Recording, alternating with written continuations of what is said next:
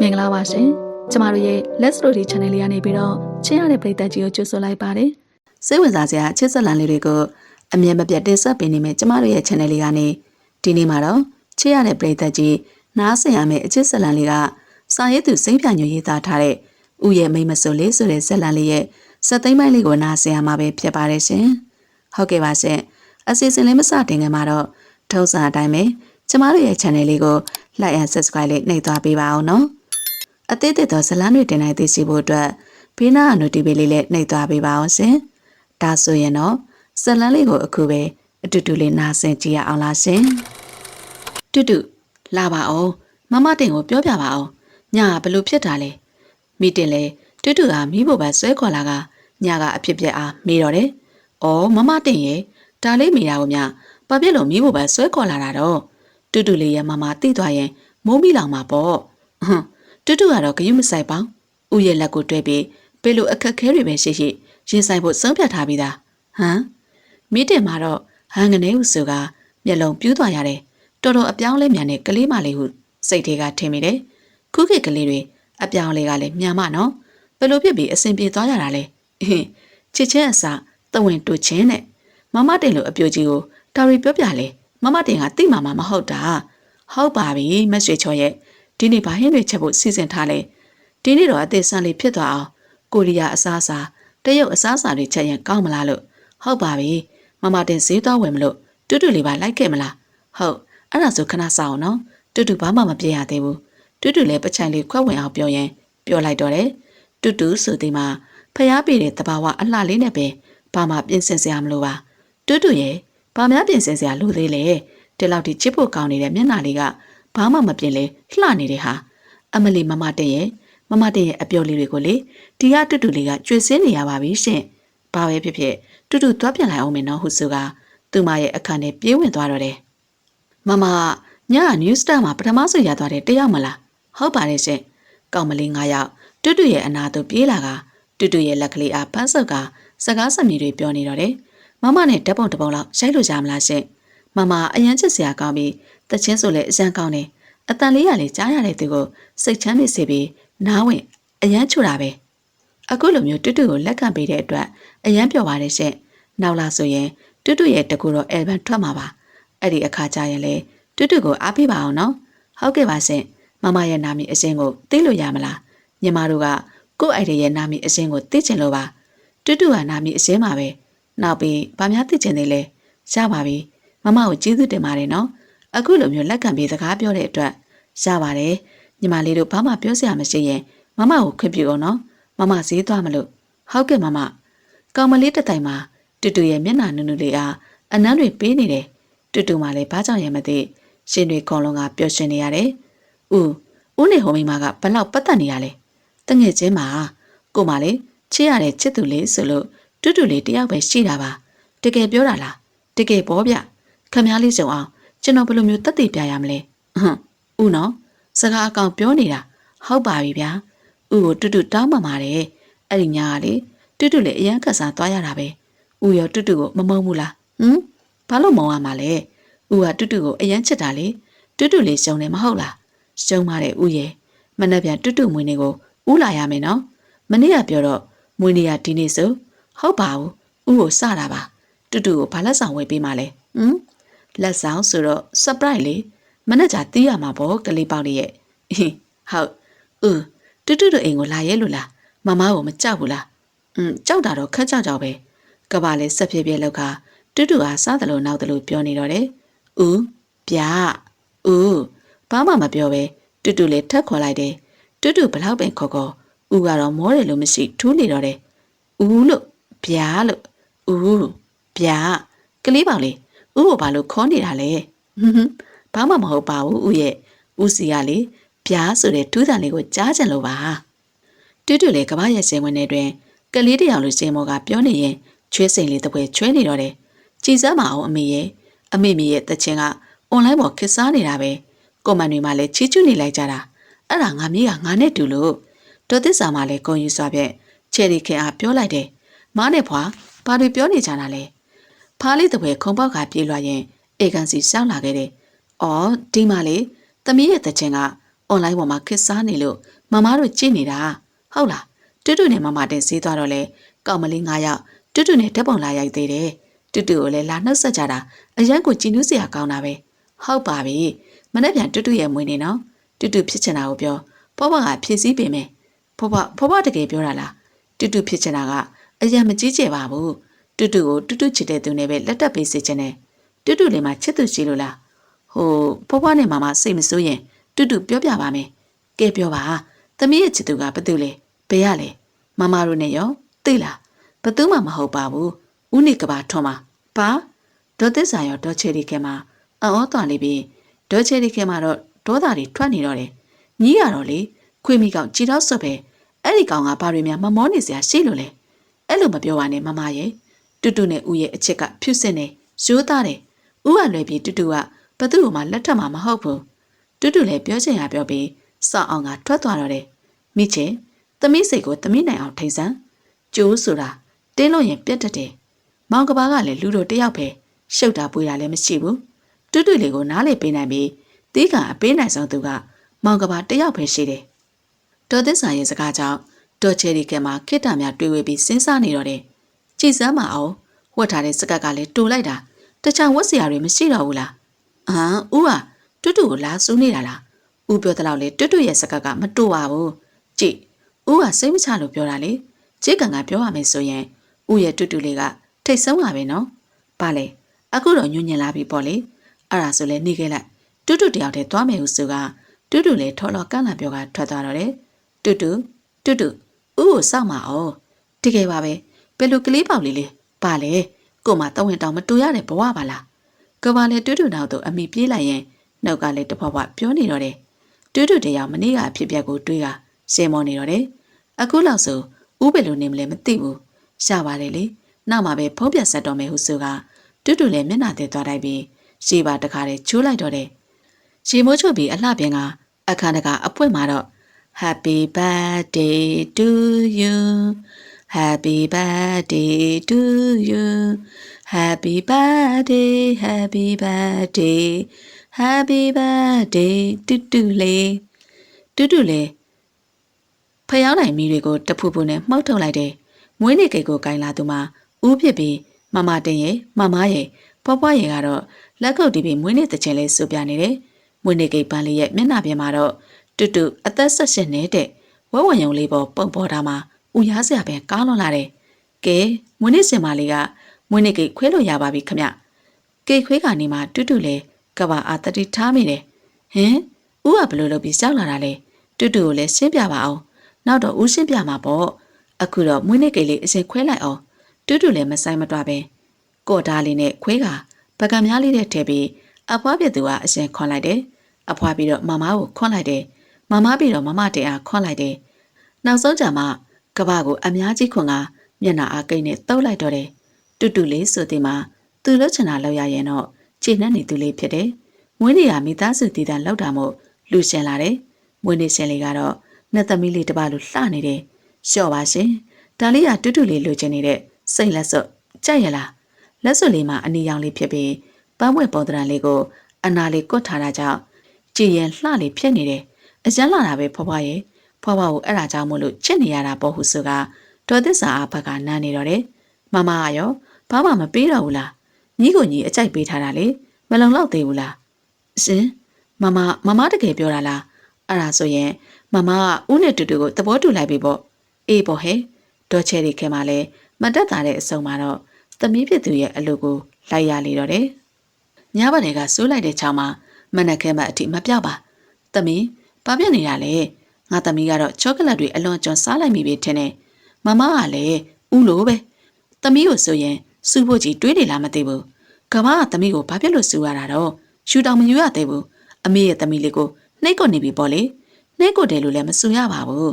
ဦးကအရန်တဝင်တိုးတာတူတူဝတ်တဲ့စကတ်ကတိုးနေလို့တဲ့အဲ့ဒါကိုလားစူနေတာဩသမီးလေးရဲ့အဲ့ဒါကိုစူတယ်မခေါ်ရဘူးလေသမီးလေးကိုဂယုစိုက်တာလို့ခေါ်တယ်တဝင်တိုးတာကလည်းအချစ်လေမချက်ရင်ဘယ်တဝင်တိုးပါမလဲဟွန်းအစကတော့ဟိုပြောတီပြောနဲ့အခုကြတော့လေကိုသမီးဘက်ကပါတယ်မရှိဘူးမတော်ရသေးတဲ့တမတ်ဘက်ကိုရှင်းနေလိုက်ပေးနေလိုက်တာမမကရှင်းနေလိုက်ပေးနေတာမဟုတ်ဘူးလေကဘာကသမီးအတွက်ခ ခင်မုန်းကောင်းတယောက်ဖြစ်မှာပါအင်းမအဲ့ဒါဆိုအစားကဘာလို့သဘောမတူတာလဲမမကြောင့်တူတူလေးစေတန်းကြခဲ့ရတယ်ဟုတ်ပါပြီမမကိုရှန်လို့မနေနဲ့တော့ပန်းဆိုင်သွားမှာလိုက်အောင်မလားမလိုက်ချင်လေမမတဲ့နဲ့အိမ်မနေခဲ့လေဒီနေ့တော့တူတူမလိုက်တော့ဘူးလေညနေကျရင်တော့လာခဲ့ပါမယ်ဒါဆိုရင်မမသွားပြီနော်ဆိုကဒေါ်ချေရီခင်လေပန်းဆိုင်သွားကနေတူတူလေးရဲ့မျက်နှာနူးနူးလေးအားနန်းစုံကထွက်သွားလေတော့တယ်ဦးကိုဒီနေရာခေါ်တာဘာကိစ္စရှိလို့လဲနောက်ဆိုရင်လှိမ့်မရမယ်နော်ဦးကအလုပ်တွေကလည်းရှိသေးတယ်အဲ့ဒီအလုပ်တွေနဲ့တူတူကအဲ့ဒီအလုပ်တွေကတူတူထက်အရေးကြီးနေလို့လားပြောတူတူလည်းနှက်ကားလေးကိုထုတ်ပြီးကရှန်တွေ့နေပုံလေးကမုန်းစရာမကောင်းပဲချစ်စရာကောင်းလို့နေတယ်မဟုတ်ရပါဘူးဗျာဦးရဲ့ဘဝမှာအရေးကြီးဆုံးကတူတူလေးပဲကျန်တာတွေအလုံးပြစ်ထားလို့ရတယ်အဲ့ဒါဆိုလဲပြီးရောကြည်စမ်းပါအောင်အခုကျတော့မျက်နှာကတစ်မျိုးတက်လေတက်နိုင်တဲ့လူစိုးမလေးပဲလူစိုးမလေးဆိုရင်တော့ဦးရဲ့လူစိုးမလေးပါနော်ဦးကလည်းအဲ့ဒီလူစိုးမလေးကိုပဲချစ်နေတာမဟုတ်ဘူးဟုတ်ပါပြီဦးကိုပြောစရာရှိတယ်ဆိုဘာပြောမှလဲပြောလေဘာမှပြောစရာမရှိပါဘူးဦးရဲ့မျက်နှာလေးကိုတွေးကျင်လို့ပါတူတူမှအဲ့ဒီအခွင့်အရေးလေးတော့ရှိတယ်မဟုတ်လားတော်တော်လေးတဲ့ကလေးမလေးပဲသူ့ကိုစူမှာကြိုသိနေတာကြောင့်စက်ကလုံးလှလှလေးနဲ့ချုပ်လိုက်တယ်နေကဘာထွန်းဆိုတဲ့လူကြီးမှလည်းထိုစကားတွေကြားမှာရုံးမထွက်နိုင်ပါကလေးပါလေ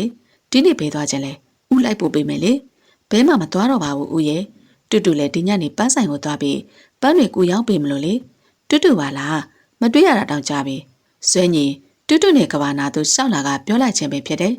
အော်ကိုဆွဲညီပါလားဟုတ်ပါတူတူတို့မတွေ့ရတာတောင်ကြပြီနော်တူတူကတော့ရိုသေသမှုနဲ့ပြောလိုက်ပြီးမြဲဆွဲညီရဲ့မယိုးသားတဲ့စိတ်တွေကိုသူ့မလေးကတော့မသိရှာပါသူကဘာလို့လဲတူတူနဲ့ဘယ်လိုပတ်သက်တာလဲဆွဲညီလေကဘာအားကြီးကတည့်ရနဲ့ပဲမေးလိုက်တယ်တူတူရဲ့ချစ်သူပါနာမည်ကတူတူပြောမိလို့တော့ကဘာကကြားတဲ့ကဝင်ကဖြတ်ပြောလိုက်တယ်ကို့နာမည်နေကဘာထွန်းပါဒီကညီလေးကဘာလို့လဲတူတူနဲ့မိတ်ဆွေတွေလားမိတ်ဆွေထပ်ပိုးပါတယ်မိမပေါ့ဘာကွာကဘာရဲ့မျက်နှာမှာရဲတက်လာပြီးဒေါသထွက်ကခုံကိုလက်သေးနဲ့ထုလိုက်တဲ့အတန်းဟာခြေလောင်လွန်လာတာကြောင့်တခြားဝိုင်းကလူတွေကပါတူတူတို့ခုံအားစိုက်ချင်နေတော့တယ်မင်းပါစကားပြောတာလေပြောရုံနဲ့ပြီးမသွားပဲဆွဲညီရဲ့ကော်လန်စာအားဆွဲကတိုးချိန်မီပုံစံနဲ့ပြောနေတော့တယ်ဦးလူတွေလည်းချစ်နေပြီဦးရဲ့ရှက်ဖို့အစမ်းကောင်းတာပဲရှန်ကိုရခြင်းမတောက်ပြန်ပါနဲ့ဦးရဲ့မင်းနဲ့ငါနောက်မှတွေ့မယ်ဦးဆိုကဘာလဲဆွဲညီဟာကျိမ်းမောက်သွားကတူတူရဲ့လက်ကိုဆွဲပြီးဆိုင်လေးတွေကနေထွက်သွားတော့တယ်ဒါကဘယ်လိုဖြစ်ရတာလဲမင်းကလေရှုပ်လေးနေမှာမလိုက်ကွာဦးတူတူကိုဆွဆွဲနေတာတွေဘယ်တော့မှစက်မှာလဲတူတူရဲ့စကားကိုတောင်ဦးကမယုံကြည်တော့ဘူးလားမယုံကြည်တာမဟုတ်ဘူးမယုံကြည်စရာကောင်းနေတာကွာဦးတူတူရဲ့တီးခနိုင်စွာနဲ့ကုံလွန်သွားပြီနော်ချစ်သူဘဝမှာတဲ့ဦးကတူတူဘက်ကမကကွယ်ပေးပဲနဲ့တခြားသူတွေပါရောပြီးနှိမ့်နေတာတူတူကအရန်ကျင်နေတယ်ထင်လားတူတူလည်းဝမ်းနေလုံးကမျက်ရည်ဦးလေးများထိန်းထားများပဲပါပြန်မတော့ဖိတ်ဆင်လာတယ်တူတူငိုးနေတာလားကဘာစိတ်ဆိုးပြီးပြောလိုက်ပေမဲ့သူမရဲ့မျက်ရည်တွေကိုမြင်တော့စိတ်ဆိုးတာတွေပျောက်ပြီးရှင်ထဲမှာလည်းစိတ်မကောင်းဖြစ်သွားကသူမလေးရဲ့ပါပြန်တက်ကမျက်ရည်ကြီးလေးများကိုသူ့ရဲ့လက်ဖမိုးလေးနဲ့တုပ်ပေးလိုက်ကပြဿနာကိုသူကပဲလျှော့လိုက်ရတယ်ထားလိုက်ပါတော့ကဘာလေးပြဿနာမဖြစ်ချင်တာကြောင့်သူကပဲလျှော့ချလိုက်တယ်ထားလိုက်လို့မရှာဘူးလေဦးကပြောချင်ရပြောပြီးပြေလေတော့မလို့လားအဲ့ဒီလိုအလွယ်လေးလုပ်ရအောင်တူတူကအရှုပ်တရုံမဟုတ်ဘူးနော်ဦးပဲတောင်းပါပါတယ်ဦးကိုစိတ်မဆိုးပါနဲ့နော်တူတူကျင်နေအောင်ဘယ်လိုမျိုးတောင်းပန်ရမှာလဲအခုလိုကြတော့လေဦးကတနာစရာပဲရပါတယ်တောင်းပန်စရာမလိုပါဘူးဦးနဲ့တူတူနဲ့ကဘာမှမဆိုင်ဘူးလေဦးတောင်းပန်ပါတယ်ကွာစိတ်မဆိုးပါနဲ့တော့နော်တူတူနဲ့အဲ့ဒီကောင်တွေကဘယ်လိုသိတာလဲဘာလို့အခုလိုတွေပြောရတာလဲအဲ့ဒါတော့တူတူလည်းမသိဘူးသူကအမေရိကကနေပြန်ရောက်တာမကြသေးဘူးတူတူတို့ဆိုင်မှာပန်းတွေနေတိုင်းလာဝင်ရင်သိတာပါအမေရိကကနေပြန်ရောက်လာတာမကြသေးဘူးဟုတ်လားဒါဆိုရင်သူ့နာမည်ကဘယ်လိုခေါ်လဲဇွဲညီညီပါဘာဇွဲညီညီဟုတ်လားကဘာလဲဇွဲညီညီဆိုကမှရွှေရည်ရဲ့မောင်ဇွဲညီညီကိုစဉ်းစားမိသွားတယ်ဟုတ်ပြီသိပြီဘာတွေသိတာလဲဦးရဲ့တူတူကိုလည်းပြောပြပါအောင်ဦးကဇွဲညီကိုသိနေတာလားဇွဲညီဆိုတာတခြားသူမဟုတ်ဘူးရွှေရည်လင်းလက်ရဲ့မောင်ဝန်းခွဲပဲဒီမိမရဲ့မောင်လားသူကဘာဖြစ်လို့အခုလိုမျိုးဦးကိုလာပြောရတာလဲပြီးတော့ဦးကားအစင်တန်းဖြစ်တဲ့ညာကိုလည်းတူတူလုံးဝဘဝင်မကြဘူးဘာလို့ဘဝင်မကြတာလဲကဘာလေတူတူရဲ့စကားကိုမရှင်းတာကြောင့်တူတူရဲ့မျက်နှာအားကြီးရဲ့မျက်မှောင်ကျောက်ကမေးလိုက်တယ်အော်ဦးကပုံမှန်ဆိုရင်ကားကိုဖြည်းဖြည်းနဲ့မမောင်းနေသူလေကားကျန်တိုက်တာလည်းမဟုတ်ပဲကားစလိပ်ဖြစ်ပြီးကားအစင်တန်းဖြစ်တာက တရားရောက်ကလှုပ်ကြံတယ်လို့မထင်ဘူးလားတူတူရဲ့ဒါကလူတိုင်းဖြစ်တဲ့သဘာဝပဲတူတူရဲ့ကလေးဆန်ဆန်အတွေးတွေကိုခေါင်းထဲကနေထုတ်လိုက်ပါကဘာကတော့တူတူရဲ့စကားတွေကိုယူးကြောင်ကြောင်စကားတွေအလားမှတ်တင်ကအလေးမထားပါလာလေပြန်ကြမယ်အခုလောက်ဆိုရောက်ကမကြီးကစိတ်ပူနေလောက်ပြီကဘာလည်းတူတူတရံအတွက်ကာမတကာကိုဖွင့်ပေးလိုက်တယ်ဟုတ်တူတူလည်းဟုတ်ဟုဆိုကပချိုင်လေးပေါ်အောင်ကဘာအားပြုံးပြရင်ကားပေါ်တက်သွားတယ်တူတူကားပေါ်တက်သွားတော့ကဘာလည်းကားမတကာပြန်ပိတ်ခါသူလည်းပဲကားမောင်ရံအတွက်ကားပေါ်သူတက်လိုက်တော့တယ်တူတူကဘာကိုတေချာပတ်ထားနော်ဟုတ်ကဲ့ပါဦးရဲ့ဦးလေးတေချာတက်ဟုဆိုကလူကြီးလေးလို့ပြောပြီးသူကိုယ်တိုင်လည်းခပတ်ကိုတေချာပတ်လိုက်တယ်ပါချေတို့ကားလေးမှာတက်အေးအေးမောင်းထွက်လာသည်မှာတူတူတို့အိမ်သို့ရောက်သည့်အထိပင်မမီဘယ်တော့ကိုရီးယားကိုပြန်มาလဲနောက်လာဆိုရင်ပြန်มาပါသားလေအလုပ်ကိုကြိုးစားနော်ချစ်သူကြီးစားလေးပါလေးများမထားတော့ဘူးလားသားရဲ့အရွယ်ကလက်ထက်တဲ့အရွယ်ရှောင်းနေပြီဒေါ်စပယ်မှာလည်းမြန်မာနိုင်ငံကိုတခါပြန်လာတိုင်းဒီကိစ္စကတော့ပြောနေကြပဲသားမချစ်သူရှင်နေပြီမမီဘယ်လို့သားမချစ်သူရှင်နေပြီဘာတူလဲဘယ်ရလဲရွှေရီလေးလားမဟုတ်ပါဘူးဗျာဟဲ့ပြောစမ်းမအောင်အခုခေတ်မိန်းကလေးတွေကကျင်လိုလဲနေတာသားလိုယောက်ျားလေးမျိုးဆိုရင်အခါတရလောက်အလေခံရမယ်ဟိုသားရဲ့ကောင်မလေးကမမီပြောတယ်လို့မဟုတ်ပါဘူးပြီးတော့မမီနဲ့အသိတွေပါအမလီဟဲ့စကားတက်လုံးပြောဖို့ကိုစကားပလင်ကလည်းခံနေလိုက်တာမြင်ပြောစမ်းပါသားရဲ့မမီသိချင်နေပြီဒေါ်စပယ်တယောက်မှမယိုမရွာဖြစ်ခါသားပြသူကအတင်းမင်းနေတော့တယ်အတီဒေါ်သစ္စာရဲ့မကြံကောင်းမစီရဒေါ်သစ္စာရဲ့သမီးချေရီခင်ကအိမ်တော်နဲ့မဟုတ်လားဒေါ်စပယ်လေသားပြသူရဲ့စကားကိုစောင်းအောင်နားမထောင်ပဲကြားတွေကနေဖြတ်ပြောလိုက်တယ်မမီကလေဗျာသားရဲ့စကားကိုစောင်းအောင်နားထောင်ပါအောင်သားပြောမှာကအန်တီဒေါ်သစ္စာရဲ့သမီးမက်ချေရဲ့သမီးတူတူပါဖယားကြီးကဘာကြီးကဘယ်လိုဖြစ်သွားရတာလဲသားနဲ့တူတူကအသက်ကအရန်ကွာနေတယ်မဟုတ်လားထားပါတော့အသက်ကွာတာကအကြောင်းမဟုတ်ဘူးဒေါ်သစ္စာတို့ကအင်ပတန်မှအယူသီးကြတာဘာလို့အယူသီးတာလဲသူတို့ရဲ့အယူကတက်နစ်ကြီးတက်နစ်ငယ်လက်ထပ်ရမယ်ဆိုတဲ့အယူပဲ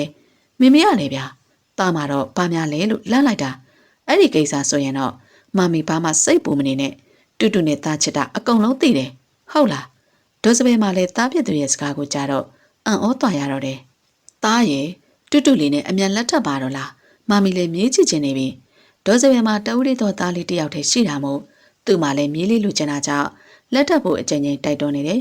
မမီကလေဗျာတူတူကလက်ထပ်မယ်ဆိုရင်တောင်မှတူတူရဲ့အသက်ကငယ်သေးတော့အစိမ့်မပြေဘူးလေအမလီသားရဲ့15နဲ့16နှစ်နဲ့လက်ထပ်နေတဲ့ခေတ်ကြီးမှာအသက်18ကငယ်သေးတယ်လားသားမပြောရရင်လေမမီကိုယ်တိုင်ချေရီကိုပြောမယ်မမီကလေဗျာအဲ့လိုကြီးတဆူထုံမလောက်ပါနဲ့နောက်နေ့ဆိုရင်လက်ထပ်မှာပါဟောအဲ့ဒီအခါကျတော့မမီချီချင်တဲ့မြေးကိုချီရမှာပေါ့အမလီဟဲမင်းရဲ့မမီကအန်တိုနီပါပြီကွာမမီကိုလာပြီးရွှေဘီအေးတရားတွေလာဟောပြမနေနဲ့မင်းနဲ့တူတူလက်ထပ်ဖို့ကိုအမြန်ဆုံးစစ်စင်ရမယ်ဘက်နဲ့အေးမြေးလိုချင်တာတက်နှစ်ကြီးများတောင်စောင့်ရအောင်မလားမတော်တဆအဲ့ဒီတစ်နှစ်အတွင်းမှာသာငါတည်သွားခဲ့ရင်ငါမြေးချီရမှာမဟုတ်ဘူးဘာမှအပေါ်တွေပြောမနေနဲ့ငါကိုယ်တိုင်လက်ထပ်ပွဲကိုစစ်စင်မယ်ဒေါ်စပယ်မှာမြေးလိုချင်တဲ့စိတ်ကြောင့်ဘာမှမတွေးနိုင်ပဲသူပြောချင်တာတွေပြောကဘာရဲ့အခန်းထဲကနေထွက်သွားတော့တယ်ကဘာလည်းအမေဖြစ်သူကြောင့်စိတ်တွေရှုပ်ထွေးကတက်ပြင်းအခါကချရုံကလွယ်လို့ဘာမှမတတ်နိုင်မောင်ကဘာစောင့်နေတာလားဘာကိစ္စများရှိလို့လဲအရေးကြီးလို့လားအရေးတော့မကြီးပါဘူးဗျတူတူစီကိုလာတာပါဟိုတယ်ကဝန်ထမ်းတွေနဲ့မိတ်ဆက်ပြီးဟိုတယ်အကြောင်းလေးတွေသိအောင်လို့ခေါ်သွားမလို့ပါအေးကွယ်အန်တီသွားခေါ်ပေးမယ်နော်ဒီမှာခဏစောင့်နေဦးဟုဆိုကဒေါ်သစ္စာလည်းအပေါ်တက်သူတက်သွားတော့တယ်မသွားခင်မိတင်အားကဘာကိုအိတ်ခံမှုအတွက်လက်ဖက်ရည်နဲ့မုံပြက်ခိုင်းလိုက်တယ်မိတင်ရေမောင်ကဘာစောင့်နေတယ်လက်ဖက်ရည်နဲ့မုံလေးအိတ်ခန်းကိုသွားချပေးလိုက်အောင်နော်ဟုတ်ကဲ့ပါရှင်မမကြီးမိတင်လေဒေါ်သစ္စာမာတဲ့အတိုင်းလက်ဖက်ရည်နဲ့မုံအားအလဲအမြပြက်စင်ကအိတ်ခံလိုက်တယ်ကိုကြီးကဘာသုံးဆောင်အောင်နော်ရပါတယ်ညီမရဲ့အကူကသစိမ့်မှမဟုတ်တာအခုလိုမျိုးကြီးအိတ်ခံနေစရာမလိုပါဘူးဒါတော့ဒါပဲလေမိတင်ကမမကြီးခိုင်းတဲ့အတိုင်းလှုပ်ပြရတာပါအခုလာတာဘာကိစ္စရှိလို့လဲကိစ္စကမရှိပါဘူးတူတူလေးကိုဟိုတယ်ခေါ်သွားမလို့ပါအတွေ့အကြုံလေးလည်းရှိအောင်လို့လေတူတူလေးကတော့အရန်ကန်ကောင်းတာပဲကိုကြီးကဘာလို့အုပ်စဘောရုပ်ချောသဘောကလည်းကောင်းအချစ်ကလည်းကြီးတယ်ကိုကြီးကဘာလို့လူမျိုးဟာတရားမှတယောက်တောင်ခက်ရှာရှာပဲဟုတ်ကဲ့ညီမကိုလည်းကျေးဇူးတင်ပါတယ်ညီမကြောင့်သာအကူကတူတူနဲ့ပြန်ဆောင်ရတာညီမကြောင့်ရတော့မဟုတ်ပါဘူးဖူးစာမရင်ဘသူတွေဘလောက်ခွဲခွဲအဆုံးကြပေါင်းဖက်ရတာပဲတူ တူတူလေးကိုလည်းညီမရဲ့အသက်ထပ်ပို့ပြီးချစ်ပါတယ်ရှင်တို့လည်းပြီးမမွေးရပါမယ်တူတူလေးကညီမရဲ့သမီးလေးဆိုလည်းဟုတ်တယ်အမဆိုလည်းဟုတ်တယ်တငယ်ချင်းဆိုလည်းဟုတ်တာပဲကဘာနဲ့မိတင်စကားအပြောကောင်းနေသည်မှာတူတူရောက်လာသည်ကိုပဲမသိလိုက်ပါအဲ့ဒါမို့လို့တူတူကမမတင်ကိုချစ်တာပေါ့ဟဲ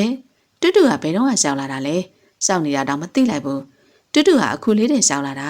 မမတင်နဲ့ဦးကစကားပြောကောင်းနေတာကိုလို့ကလေးတယောက်လိုပုံစံလေးနဲ့ပြောနေပုံလေးကချစ်ဖို့ကောင်းလွန်လာတယ်တူတူရဲ့မမရောဘယ်သွားလဲ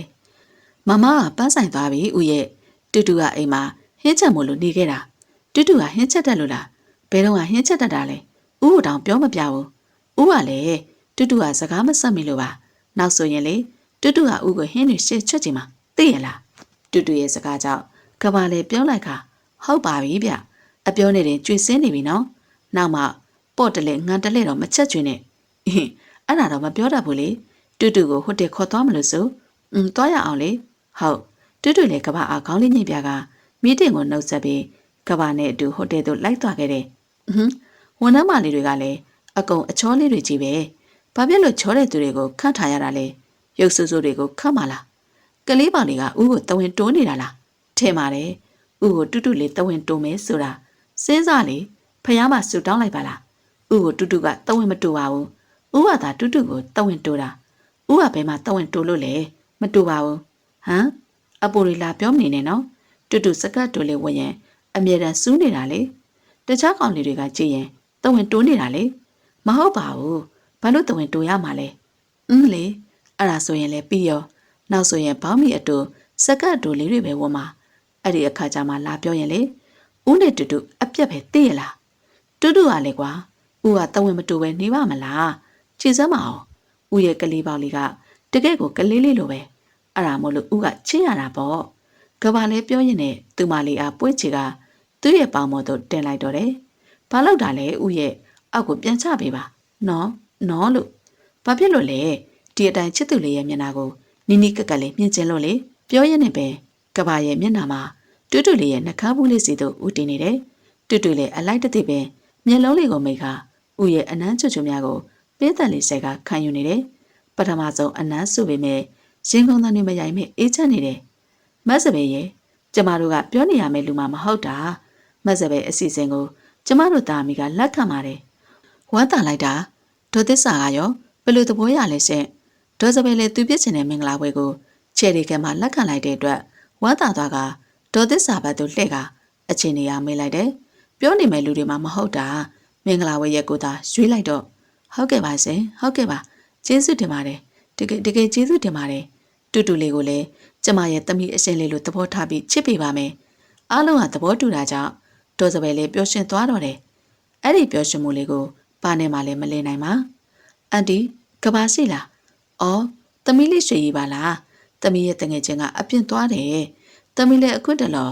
အန်တီတို့စီလာမလဲဘူးနော်ဟုတ်တယ်အန်တီရဲ့သမီးအလုပ်တွေမှာအားလို့ပါအန်တီကကိုရီးယားကိုဘယ်တော့ပြန်มาလဲအန်တီကမပြန်ဖြစ်သေးပါဘူးကွယ်တာရဲ့မင်္ဂလာဆောင်ပြီးသွားမှာပဲပြန်တော့မယ်လို့စိတ်ကူးထားတယ်မင်္ဂလာဆောင်ဟုစကားကြားလိုက်ရတာကြောင့်ရွှေရီလည်းရှင်တခုလုံးပူလောင်သွားရတယ်လို့ခန်းစားရတယ်ဘသူနဲ့မင်္ဂလာဆောင်မှာလဲအန်တီရဲ့ဘယ်တော့လဲ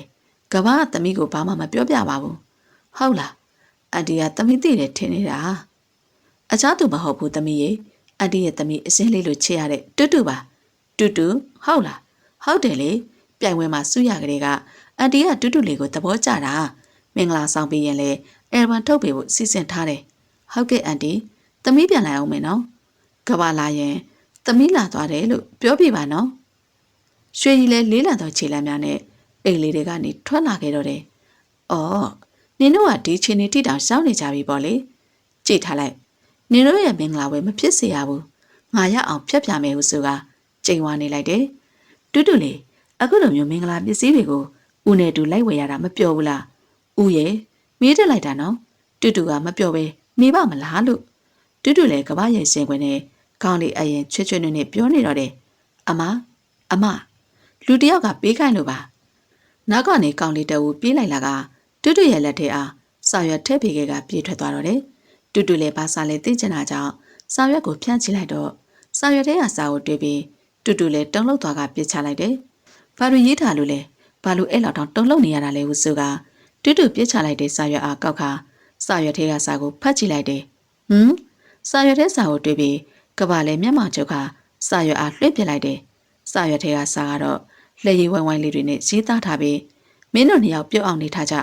မင်းတို့ရဲ့မင်္ဂလာဆောင်ဘယ်တော့မှဖြစ်လာမှာမဟုတ်ဘူးငါမရစားအောင်ဖျက်ပြင်မယ်ဟုဆိုတဲ့စာသားလေးပဲမမီတူတူလေးကအရန်တော်တာသိလားသူကသာငယ်တာအားလုံးကိုတင်လို့တက်လို့တယ်မမီကသိပြီးသားပါဒီနေ့သားစီကိုရွှေရီလာသွားသေးတယ်သားမရှိလို့ပြန်သွားတာဒါဆိုရင်သားတို့ရဲ့မင်္ဂလာကိစ္စကိုရောသူ့ကိုပြောပြလိုက်လားပြောရတာဘောသားရဲ့ရွှေရီကသားကိုတောင်အပြစ်တင်သွားသေးတယ်လက်ထပ်ဖို့ကိစ္စသူ့ကိုမပြောလို့တဲ့ဒိုးစပယ်ဘလောက်ပဲပြောပြောကဘာရဲ့နားထဲသူမတိုးပါညနေကစာရွက်ကိစ္စနဲ့ပတ်သက်ပြီးသူတန်ရအဝင်ဆုံးလူကတော့ရွှေရီမှာ99ရာခိုင်နှုန်းကတေချဖို့များနေတယ်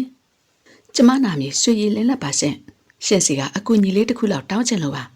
ဘာအကူညီလဲညီမရဲ့ဟုတ်လေငွေရေးကြေးကတော့ပြောစရာမလိုပါဘူးရှင်ကသူတို့သမီးမိတ်ကပ်ပြင်းနေသူဆိုတော့အကူညီပေးနိုင်မယ်ထင်ပါတယ်အဲ့ဒီအတွက်တော့တောင်းမှပါတယ်ကျမကအလုံနားထားတာ2နှစ်လောက်ရှိပြီအလုတ်ကြောင်ဆိုရင်တော့ကျမတူမလေးနဲ့ပြောကြည့်လို့ရပါတယ်ကျမရဲ့အလုပ်တွေကိုတူမလေးကပဲဆက်လက်လုပ်နေတာပါအော်ဟုတ်လားအားနာစွာနဲ့ပဲပြောပြရစီနော်ရှင်ရဲ့တူမလေးနဲ့ကျမကိုမိတ်ဆက်ပေးလို့ရမလားရပါတယ်မနေ့ပြန်ဒီချိန်မဲလာခဲ့လေအခုတော့တူမလေးကသူ့တငယ်ချင်းအိမ်သွားလဲနေလို့ပါဟုတ်ကဲ့ကျေးဇူးပါရှင်ဒါဆိုရင်ကျမကိုခွင့်ပြုပါအောင်နော်ဟုဆိုကရွှေရီလေထိုးအိမ်လေးတွေကနေထွက်လာခဲ့တယ်ငါတငယ်ချင်းလေးကလက်ထပ်ရတော့မှဆိုတော့ရှင်တွေအစမ်းခုန်နေမှာပဲနော်ရှင်ခွန်ရလုံးလို့နှလုံးတွေလည်းပေါက်ထွက်တော့မယ်ဟာစိတ်ထဲမှာကြည်နူးသလိုပျော်နေသလိုပဲမာမင်္ဂလာဆောင်အတွက်မိတ်ကက်ကငှားထားပြီးပြီလားမငှားရသေးဘူးအဲ့ဒါတွေကမမတို့စီစဉ်ပါလိမ့်မယ်ငါကသူတို့သမီးလေးစီစဉ်စရာမှမလိုတာတူတူလည်းပချိုင်လေးခွက်ဝင်အောင်ပြောရင်ရမင်းတွေအားတထောင်ဖြင့်ခပ်ဖွားဖွားတွန်းလိုက်ခါပြောလိုက်တော့တယ်ဟုတ်လားအဲ့ဒါဆိုရင်တော့အတော်ပဲငါကိုယ်တိုင်နင့်ကိုပြင်ပေးမှာပေါ့ငါအစင်လို့အလုပ်မရှိအကိုင်မရှိမဟုတ်တော့ဘူးဟာငါတော်လေးရဲ့အလုပ်တွေကငါတပံလုပ်နေရပြီလေအမေနင်ကပဲဆိုလို့လေဒါပေမဲ့နော်ငါ့ကိုလှအောင်တော့ပြင်ပေးရမယ်မဟုတ်ရင်တော့လေနင့်ကိုဦးနဲ့တိုင်ပြောမှာ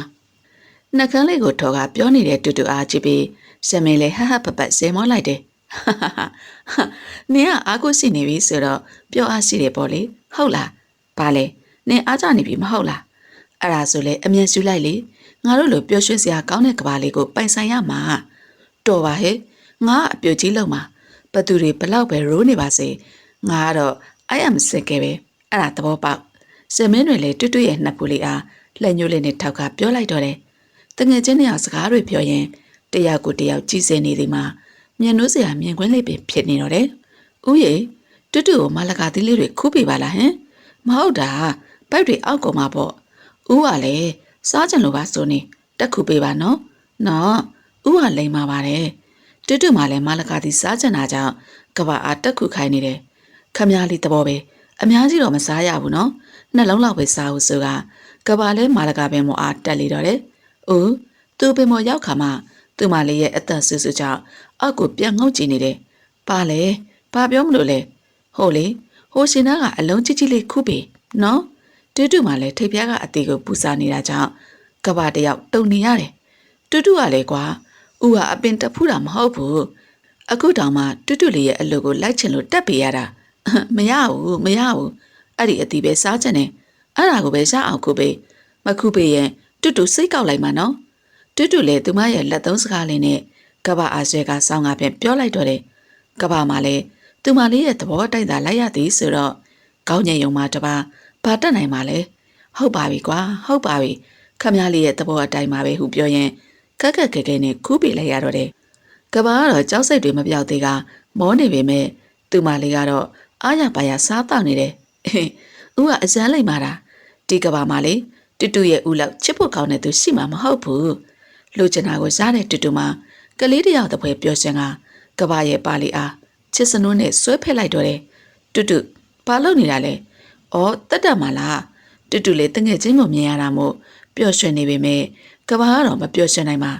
မင်းကဒီကိုဘာကိစ္စနဲ့လာတာလဲမင်းနဲ့တူတူကဘာပြောစရာကိစ္စတွေများရှိလို့လဲစိတ်လျှော့ပါဗျာကျွန်တော်ကဒီတိုင်း လဲကြုံလို့ဝင်းနှုတ်ဆက်တာပါဟုတ်ပါတယ်ဦးရဲ့ဦးကတက်တန်ကိုတွေ့တာများငစိမ့်တန်ငစိမ့်တယ်တွေဇက်ထောင်းနေတဲ့အတိုင်းပဲအော်ကျွန်တော်သိပါတယ်ဘဲကြီးကတဝင်းတိုးနေတာပဲဘဲကြီးကိုကြည့်ရတာပူလောင်လိုက်တာဗျာတူငါသွားပြီနော်နင့်လူကိုလည်းနင်ပြောထားအောင်နော်အလက်ကားနေရင်တဝင်းမတူပါနဲ့လို့တက်တန်လည်းကပအားစားတယ်လို့နောက်တယ်လို့ပြောကတူအားနှုတ်ဆက်ပြီးထွက်သွားတော့တယ်ညီမနာမည်ကဇမင်းတွင်နော်အမကရွှေရည်လင်းလက်ပါဇမင်းကစကားကိုဝှေ့ပတ်ပြီးပြောတာမကြိုက်ဘူးလူရင်းကိုသာပြောပါဒါဆိုလည်းပြောကြမယ်လေလူတယောက်ကိုအိတ်ဆေးတိုက်ရမှာပါအဲ့ဒါကမင်္ဂလာဆောင်မဲ့ကောင်မလေးကိုအိတ်ဆေးတိုက်ပေးရမှာပါဟိုအဲ့ဒါဆိုရင်မင်္ဂလာဆောင်ပြတ်မှာပေါ့သူတို့သမီးရဲ့ပုံလေးကိုတော့ပြပေးပါလားဇမင်းတွေလည်းသိချင်စိတ်ကြောင့်ပုံကအတင်းပြခိုင်းနေဒီမှာညီမလေးကိုဆိုကဇမင်းတွေရဲ့လက်ထဲကပုံထည့်ပေးလိုက်တယ်ဇမင်းတွေလည်းတူရဲ့ပုံကိုမြင်တာနဲ့အားတင့်သွားရတယ်သူတို့သမီးဆိုတာဒီမင်းကလေးလားဟုတ်တယ်ပိုက်ဆံကိုလူတလောက်တောင်းမှလက်ထပ်ပွဲမရောက်ခင်မှာအဲ့ဒီကောင်မလေးနဲ့ဇင်းနီအောင်နေသူ့ရဲ့လက်ထပ်ပွဲမှာခင်မမှုအတုံးချပြီးညီမကမိတ်ကပ်ပြင်ပေးရမယ်လေအော်ဒီအတွက်တော့မပူပါနဲ့ဒါပေမဲ့ကျမလူတလောက်ငွေကိုရှင်းကပေးနိုင်ရင်တော့ရှားပါတယ်ဒီလိုဆိုရင်တော့ကျမတို့ရဲ့အလုပ်ကအောင်မြင်မှာပါဟုတ်ပြီဒီမှာညီမတို့ကျင်တဲ့ပိုက်ဆံကိုဆိုကရွှေရည်လေးဇမင်းတွေအားချက်လက်မှတ်ပေးလိုက်တယ် sorry ပဲအမညီမကငွေသားပဲလိုချင်တာဇမင်းတွေလည်းချက်လက်မှတ်အားရွှေရည်ထံပြန်ပေးလိုက်တယ်ကောင်းပြီလေညီမကငွေသားပဲဆိုတော့ငွေသားပဲပေးပါမယ်ဒါကအမရဲ့အိမ်လိပ်စာကပါညီမလိုချင်တဲ့ငွေသားကိုလာယူလိုက်ပါခတ်တာပဲအမရဲ့ညီမကလောက်ရမယ်သူလေအမကပဲညီမအိမ်ကိုလာပေးပါအဲ့ဒါဆိုရင်ရောအဆင်ပြေတယ်မဟုတ်လားရွှေရည်လည်းမကျော်စွာပြောနေတဲ့ဇမင်းတွေအားမကြိုက်ပေမဲ့လေမာနာကိုခဝါချထားကဇမင်းတွေတောင်းဆိုသမျှအားကောင်းငင်ကသဘောတူလိုက်တယ်ဗီဒီယိုအားကြီးကတူနဲ့ဝိုင်းစုမှာသူတို့မျက်လုံးကိုပဲမယုံကြည်ဖြစ်ကအံ့ဩစွာကြည့်နေကြတယ်ဇမင်းကဘာသဘောလဲဟာသူမို့လို့တငယ်ချင်းရဲ့မင်္ဂလာပွဲကိုဖျက်မှာကိုလက်ခံရတယ်အဲ့ဒီလောက်ထိအောက်တန်းကျတဲ့လောက်ရမရှိဘူးဝိုင်းစုမှာတော့လက်သီးလက်မောင်းချင်းကဖြင့်ဇမင်းတွေအားဒေါသထွက်ကပြောဆိုနေတဲ့ထားလိုက်ပါဝိုင်းစုရဲ့အခုလိုငါတို့သိထားရတော့လေကြိုတင်ကောက်ွယ်လို့ရှားနေပြီလေဘာပဲဖြစ်ဖြစ်ဇမင်းတွေဆိုတာငါတို့ရဲ့တငယ်ချင်းပဲလေသူ့ကိုလည်းအပြစ်မတင်ပါနဲ့ဟာမြစ်တာရှင်မကြီးရဲ့ရှင်ရဲ့မြစ်တာကိုတော့လေကျမအရင်လေးစားသွားပြီသိရလားဝိုင်းစုကစိတ်မရှိသူပေပေတူအားမျက်စောင်းထုတ်ကရွှဲကပြောနေတော့တယ်အော်ဝိုင်းစုရဲ့မြစ်တာရှင်မကြီးရဲ့လို့တော့ဘယ်ဟုတ်ပါမလဲငါအရင်ချစ်ရတဲ့တငယ်ချင်းကအခုလိုလုံးမယ်ဆိုတာသိရတော့ငါလည်းပဲစိတ်ကောင်းမှမလဲဒါပေမဲ့ तू ကငါရဲ့တငယ်ချင်းဆိုတော့ငါခွင့်လွတ်ပါတယ်တူလည်းဝမ်းနေလုံးကမျက်လုံးအိတ်တွေမျက်ရည်ကြည်လေးများဝိုင်းနေတယ်ဗီဒီယိုဆိုင်လာတဲ့တက်တန်လေး तू မှားလားမှန်လားဆိုတာတောင်မခွဲခြားတတ်တော့ပါဟဲ့ကောင်မတွေနင်တို့ကဒီဆိုင်မှာလာထိုင်နေတာလား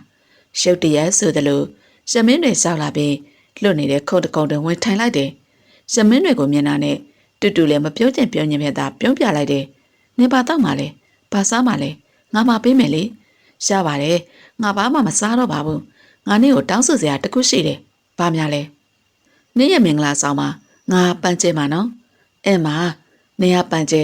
တက်တက်နဲ့ဝိုင်းစုကတရိုးသားရန်တရိုးသမီးအရန်ငါရဲ့မင်္ဂလာပွဲလေးကအရန်ကိုပျော်စရာကောင်းပါပဲအမလီဟဲပျော်စရာကောင်းမယ်ထင်းမနေပါနဲ့မနေ့ကလေငါစီကိုရွှေရည်လင်းလဲဆိုတဲ့အမတယောက်ရှောက်လာတယ်ဟာဟုတ်လား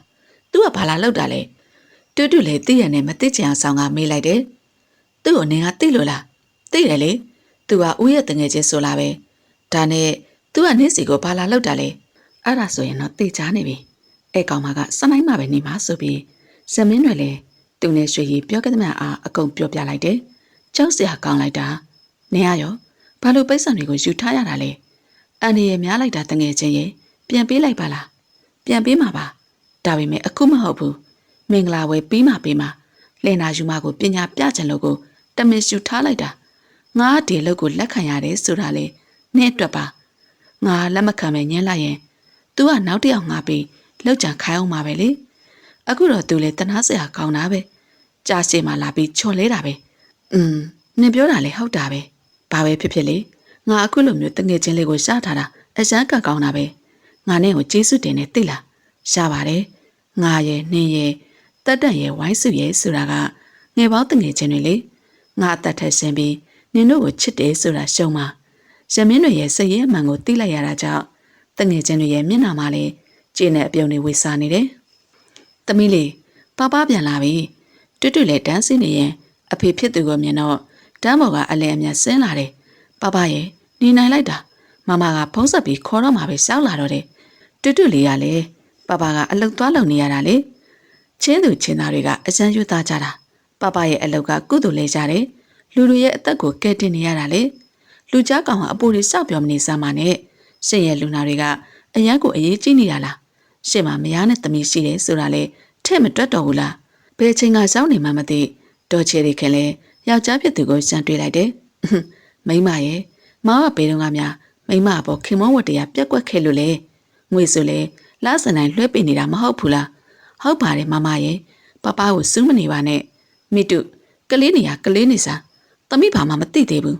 နင်အဖေကခြေဆုပ်နေတာနင်သိရလားအခုတော့မှမမကဖုံးဆက်ခေါ်လို့လာတာလေတူတူဆိုဒီမှာအလိုက်ဒီအကင်းပါသူဖြစ်တာကြောင့်အမေဖြစ်သူစိတ်ဆိုးနေတာသိလို့ဘာမှဝင်မပြောဘဲနှုတ်ဆက်နေခဲ့တယ်မိမရဲ့မောင်ကဘာလို့ဖောက်ပြန်ရမှာလဲမမမိမတယောက်တည်းရှိတာလေအခုပြန်ရင်လေမိမကိုပါခေါ်သွားမှာရှင်နဲ့ကျမကဘာလို့လိုက်ခဲ့ရမှာလဲရှင်ဟာရှင်တယောက်တည်းပြန်ပြီးရင်ရှင်ရဲ့ချင်းမတွေနဲ့ပျော်ပျော်ကြီးသာနေလိုက်ဟာကွာဘဲကချင်းမတွေလေမောင်ရဲ့ပမမလေးကချစ်စရာအကောင်ပဲမောင်ရဲ့ရင်ခေါ်တဲ့တွေကအခုချိန်นี้လက်ဆက်နေတော့မှာပဲကွာယောက်ျားဖြစ်သူရဲ့စကားကြောင့်တော်ချယ်ရီခဲလဲဆက်လွန်ကမျက်နှာများနှီးရဲသွားတယ်ရှင်ဘာဖြစ်နေရလဲမကြီးမငယ်အရွယ်ရောက်မှသမီးရှင်မဒီစကားတွေဘာလို့ပြောနေတာလဲတူတူလေးပချိုင်းတစ်ဖက်ကိုခွက်ဝင်အောင်တဟိဟိနဲ့ရှင်မောနေတော့တယ်နေရရောဘာတွေလာရနေရလဲအဖေနဲ့သမီးနဲ့လိုက်လေလိုက်တယ်ဟုဆိုကပြောဆိုပြီးအိမ်ထဲသို့ဝင်သွားတော့တယ်မိုက်တယ်မလားသမီးရဲ့မမကပပကိုဘာမှတောင်ပြန်မပြောနိုင်ဘူး။အော်ဒါကချော်နီအစ်စ်လားဟင်ပပဘယ်ရလားချော်နီအစ်စ်ရမှာလဲ။သမီးရဲ့မမစိတ်ဆူတိုင်းပပကတီးတိုင်းချော့နေကြ။ဟိုးပပစီကတူတူကပညာတွေပြန်သင်ရတော့မယ်ထင်တယ်။ပပရဲ့သမီးလေးကချစ်သူတွေရနေလို့လား။ဟုတ်လေတူတူခမဘာပြောရမှမသိတာကြောင့်တဟိုဟိုနဲ့ဖြစ်နေတော့ကဘာစောက်လာတယ်။ပပစောက်နေပြီလား။ဦးရတို့လည်းပပခေါ်ခံလိုက်ရတာကြောင့်မျက်နှာပြတ်သွားတော့တယ်မင်းတော့ငါဒေါသကိုလာမစွာနဲ့ဟုတ်ကဲ့ဖေဖေမင်းရတော့ကွာမင်းကငါဒေါသထွက်လာပြီနော်ငါ့ကိုဘာမှပပလည်းခေါ်စရာမလိုဘူးဖေဖေလည်းခေါ်စရာမလိုဘူးမင်းနဲ့ငါအသက်သိပ်กว่าတာမဟုတ်ဘူးတူတူမှသူမရဲ့ပပနဲ့ဥကိုကြည့်ပြီးဘာပြောလို့ပြောရမှာပဲမသိဖြစ်သွားတယ်ဟိုပပကသမီးနဲ့ဥရဲ့အကြောင်းကိုသိနေတာလားဟင်သိတာပေါ့ပပကဒီလိုကောင်မျိုးနဲ့သဘောတူတာမဟုတ်ဘူးပပရဲ့သမီးလေးမျက်နှာကြောင့်သဘောတူရတာအဲ့ဒါမို့ပပကချစ်စရာကောင်းတာပေါ့တူတူလည်းအဖေဖြစ်သူရဲ့လက်မောင်လေးအဖက်ကကလေးတယောက်လိုပဲခုံပေါက်နေတော့တယ်မောင်နေကဘာထွန်းနဲ့မတူတူတွေရဲ့မင်္ဂလာဧည့်ခံပွဲဟူတဲ့စက်လုံးကြီးများမှာရွှေရောင်ပြထင်းနေပြီးဆိုင်းဘုတ်ကိုဟိုတယ်အဝင်ဝါတွင်တက်ထားတယ်မင်္ဂလာပွဲလေးကဟိုတယ်မှာဖြစ်တည်ရတဲ့ကြောင်နှစ်ဖက်မိဘအမျိုးအဆွေပေါ်များလွန်တာကြောင့်လူတွေလည်းစီကားလာတယ်သူတို့သမီးလေးမှာသူ့ရောက်မဲ့အလားထင်မရမီကိုပင်စိုးရင်ရတယ်နှက်ခမ်းဖူဖူလေးမှာလည်းနေ့စီပွင့်ဖက်လေးတကယ်တော့ပုတ်ခတ်ဖြင့်မျက်တောင်စီများနဲ့တမင်မျက်လုံးလေးမှာအလွန်ပင်လိုက်ဖက်လာတယ်အသာရင်မှာလည်းနှုတ်ဖက်ဥအပ်နေပြီးကာရက်စရာပင်မရှိစပင်ရှင်များနဲ့ကာဝန်ဖြူဝဲဝဲလေးကမြင်သူငေးမော့လောက်တလို့ရှယ်လိုက်လျက်ခွဲဝင်သွားတော့ပချိုင်လေးမှာမြင်သူအေးချမ်းစရာပဲအဲ့ဒီလိုသူတို့သမီးလေးမှာလှရနိုင်လို့တလို့သူတို့သားမှလည်းတီကြီးခံရမှုအပြင်းနဲ့ထူထေသောမျက်ခုံးနဲ့ပေါ်လွှဲနေတဲ့နှာတာမှာလိုက်ဖက်လွန်တာကြောင့်ပြိုတိုင်းကြိုက်တဲ့နှင်းစစ်တိုင်းပဲဖြစ်တယ်ဟိုးသူတို့သမီးနဲ့သူတို့သားကလိုက်ဖက်လိုက်တာအားလုံးရဲ့အတန်များကရွှေကြီးရဲ့နားထဲမှာနားဝင်မချူလာပါသူတို့သမီးအစံသူတို့သားအစံကလည်းလိုက်ဖက်ညီလာတယ်လို့ပန်းကျက်ရလဲသူတို့သားနဲ့သူတို့သမီးလာရလမ်းအတိုင်းရှေးကနေရွနှင်းစီပွင့်ဖများကိုငွေပလာနဲ့ကျဲပိနေတယ်ဘာဖြစ်လို့သူကပန်းကျက်ဖြစ်နေရတာလဲဒါဆိုရင်ငါငွေတွေလည်းစုံစုံပြီမင်္ဂလာပွဲလည်းအောင်မြင်သွားပြီပေါ့ရွှေကြီးလည်းအယူမိဝိုင်းတယ်လို့စိတ်တွေလည်းကနာမငြိမ်ဖြစ်ခါနှုတ်ဖျားမှလည်းမဖြစ်ဘူးဟုဆိုကပြောစွနေတယ်သမီးရွှေကြီးဘာတွေဖြစ်နေတာလဲသမီးနေရောကောင်းရဲ့လားဘာတွေမဖြစ်ဘူးပြောနေတာလဲဒေါ်စပယ်လည်းရွှေကြီးရဲ့စိတ်တွေပုံမှန်မဟုတ်ဘူးဆိုတာတတိထားကတတိပေးလိုက်တဲ့အလားရွှေကြီးအားပြောလိုက်တယ်ဟုတ်လေသမီးဘာမှမဖြစ်ပါဘူးအန်တီရဲ့ချွေးမလေးကအစမ်းလာတာပဲနော်ကဘာကတော့လူအစမ်းရွှေတက်တာပဲ သမီးမြင်တဲ့အတိုင်းပဲသားလေးကတော့လူရွေးတာတော့အရန်တော်တာပဲတူတူလေးကလိမ္မာရေးကြလဲအရန်ရှိတယ်လှလိုက်တာလဲကြွေယုံလေးအတိုင်းပဲအမလီယွန်းစရာကောင်းလိုက်တဲ့အဖွားကြီးအစာကတော့ငါပဲသူချွေးမမြက်မြက်သေးလေးငါအတွက်ကောင်းလေပဲဒေါ်စပယ်ပြောနေတာကိုရွှေရည်လဲဘဝင်မကြကနှုတ်ခမ်းမဲ့ကစိတ်ထဲကနေပြောနေတယ်ဘိသိက်စရာကျင်ညာပြီးတဲ့နောက်မင်္ဂလာပွဲလာရောက်တဲ့သူများလဲသတို့သားအားအနံပေးခိုင်းကြတယ်နမ်းမှာအားလုံးရဲ့အတန်တွေက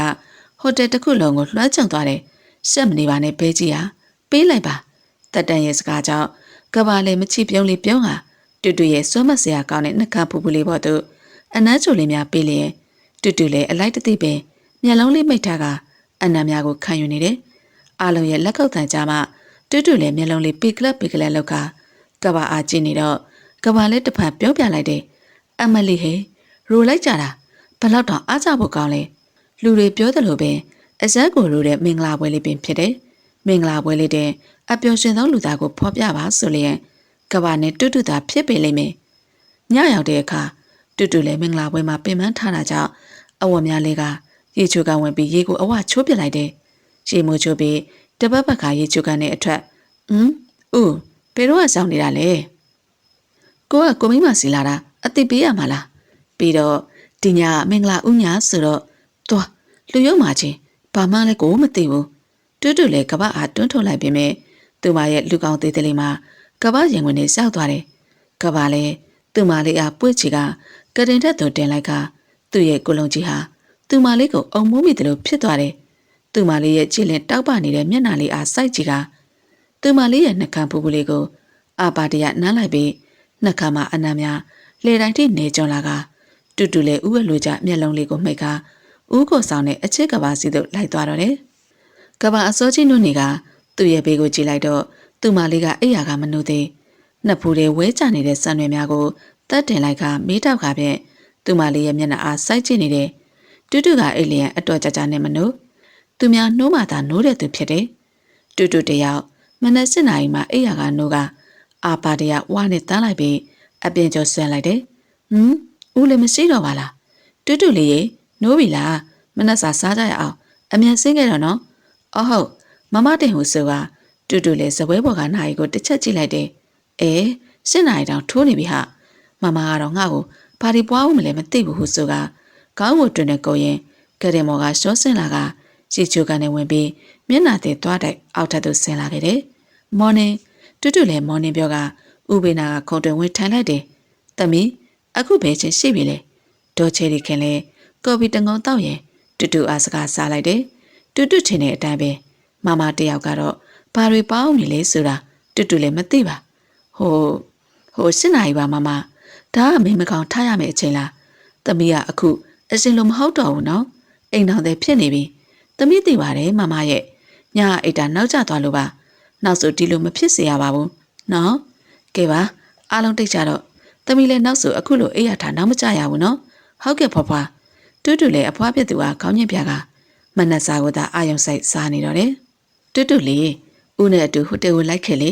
အိမ်မှာဆိုရင်တူတူလေးတယောက်တည်းပြင်းနေမှာပေါ့မပြင်းပါဘူးဦးရဲ့ဟိုတယ်ကိုလည်းမလိုက်ချင်ပါဘူးဦးကကောင်းမလေးချောချောလေးတွေကိုခံထားတာဆိုတော့အရန်အမြဲကလုံးလို့ကြည့်ကလေးပါလေးကဦးကိုတဝင်းတွန်းနေတာပေါ့လေတဝင်းတွန်းမေးဆိုရင်လေတို့ကျင်စရာလေဦးကလည်းအရန်ချောနေတာကို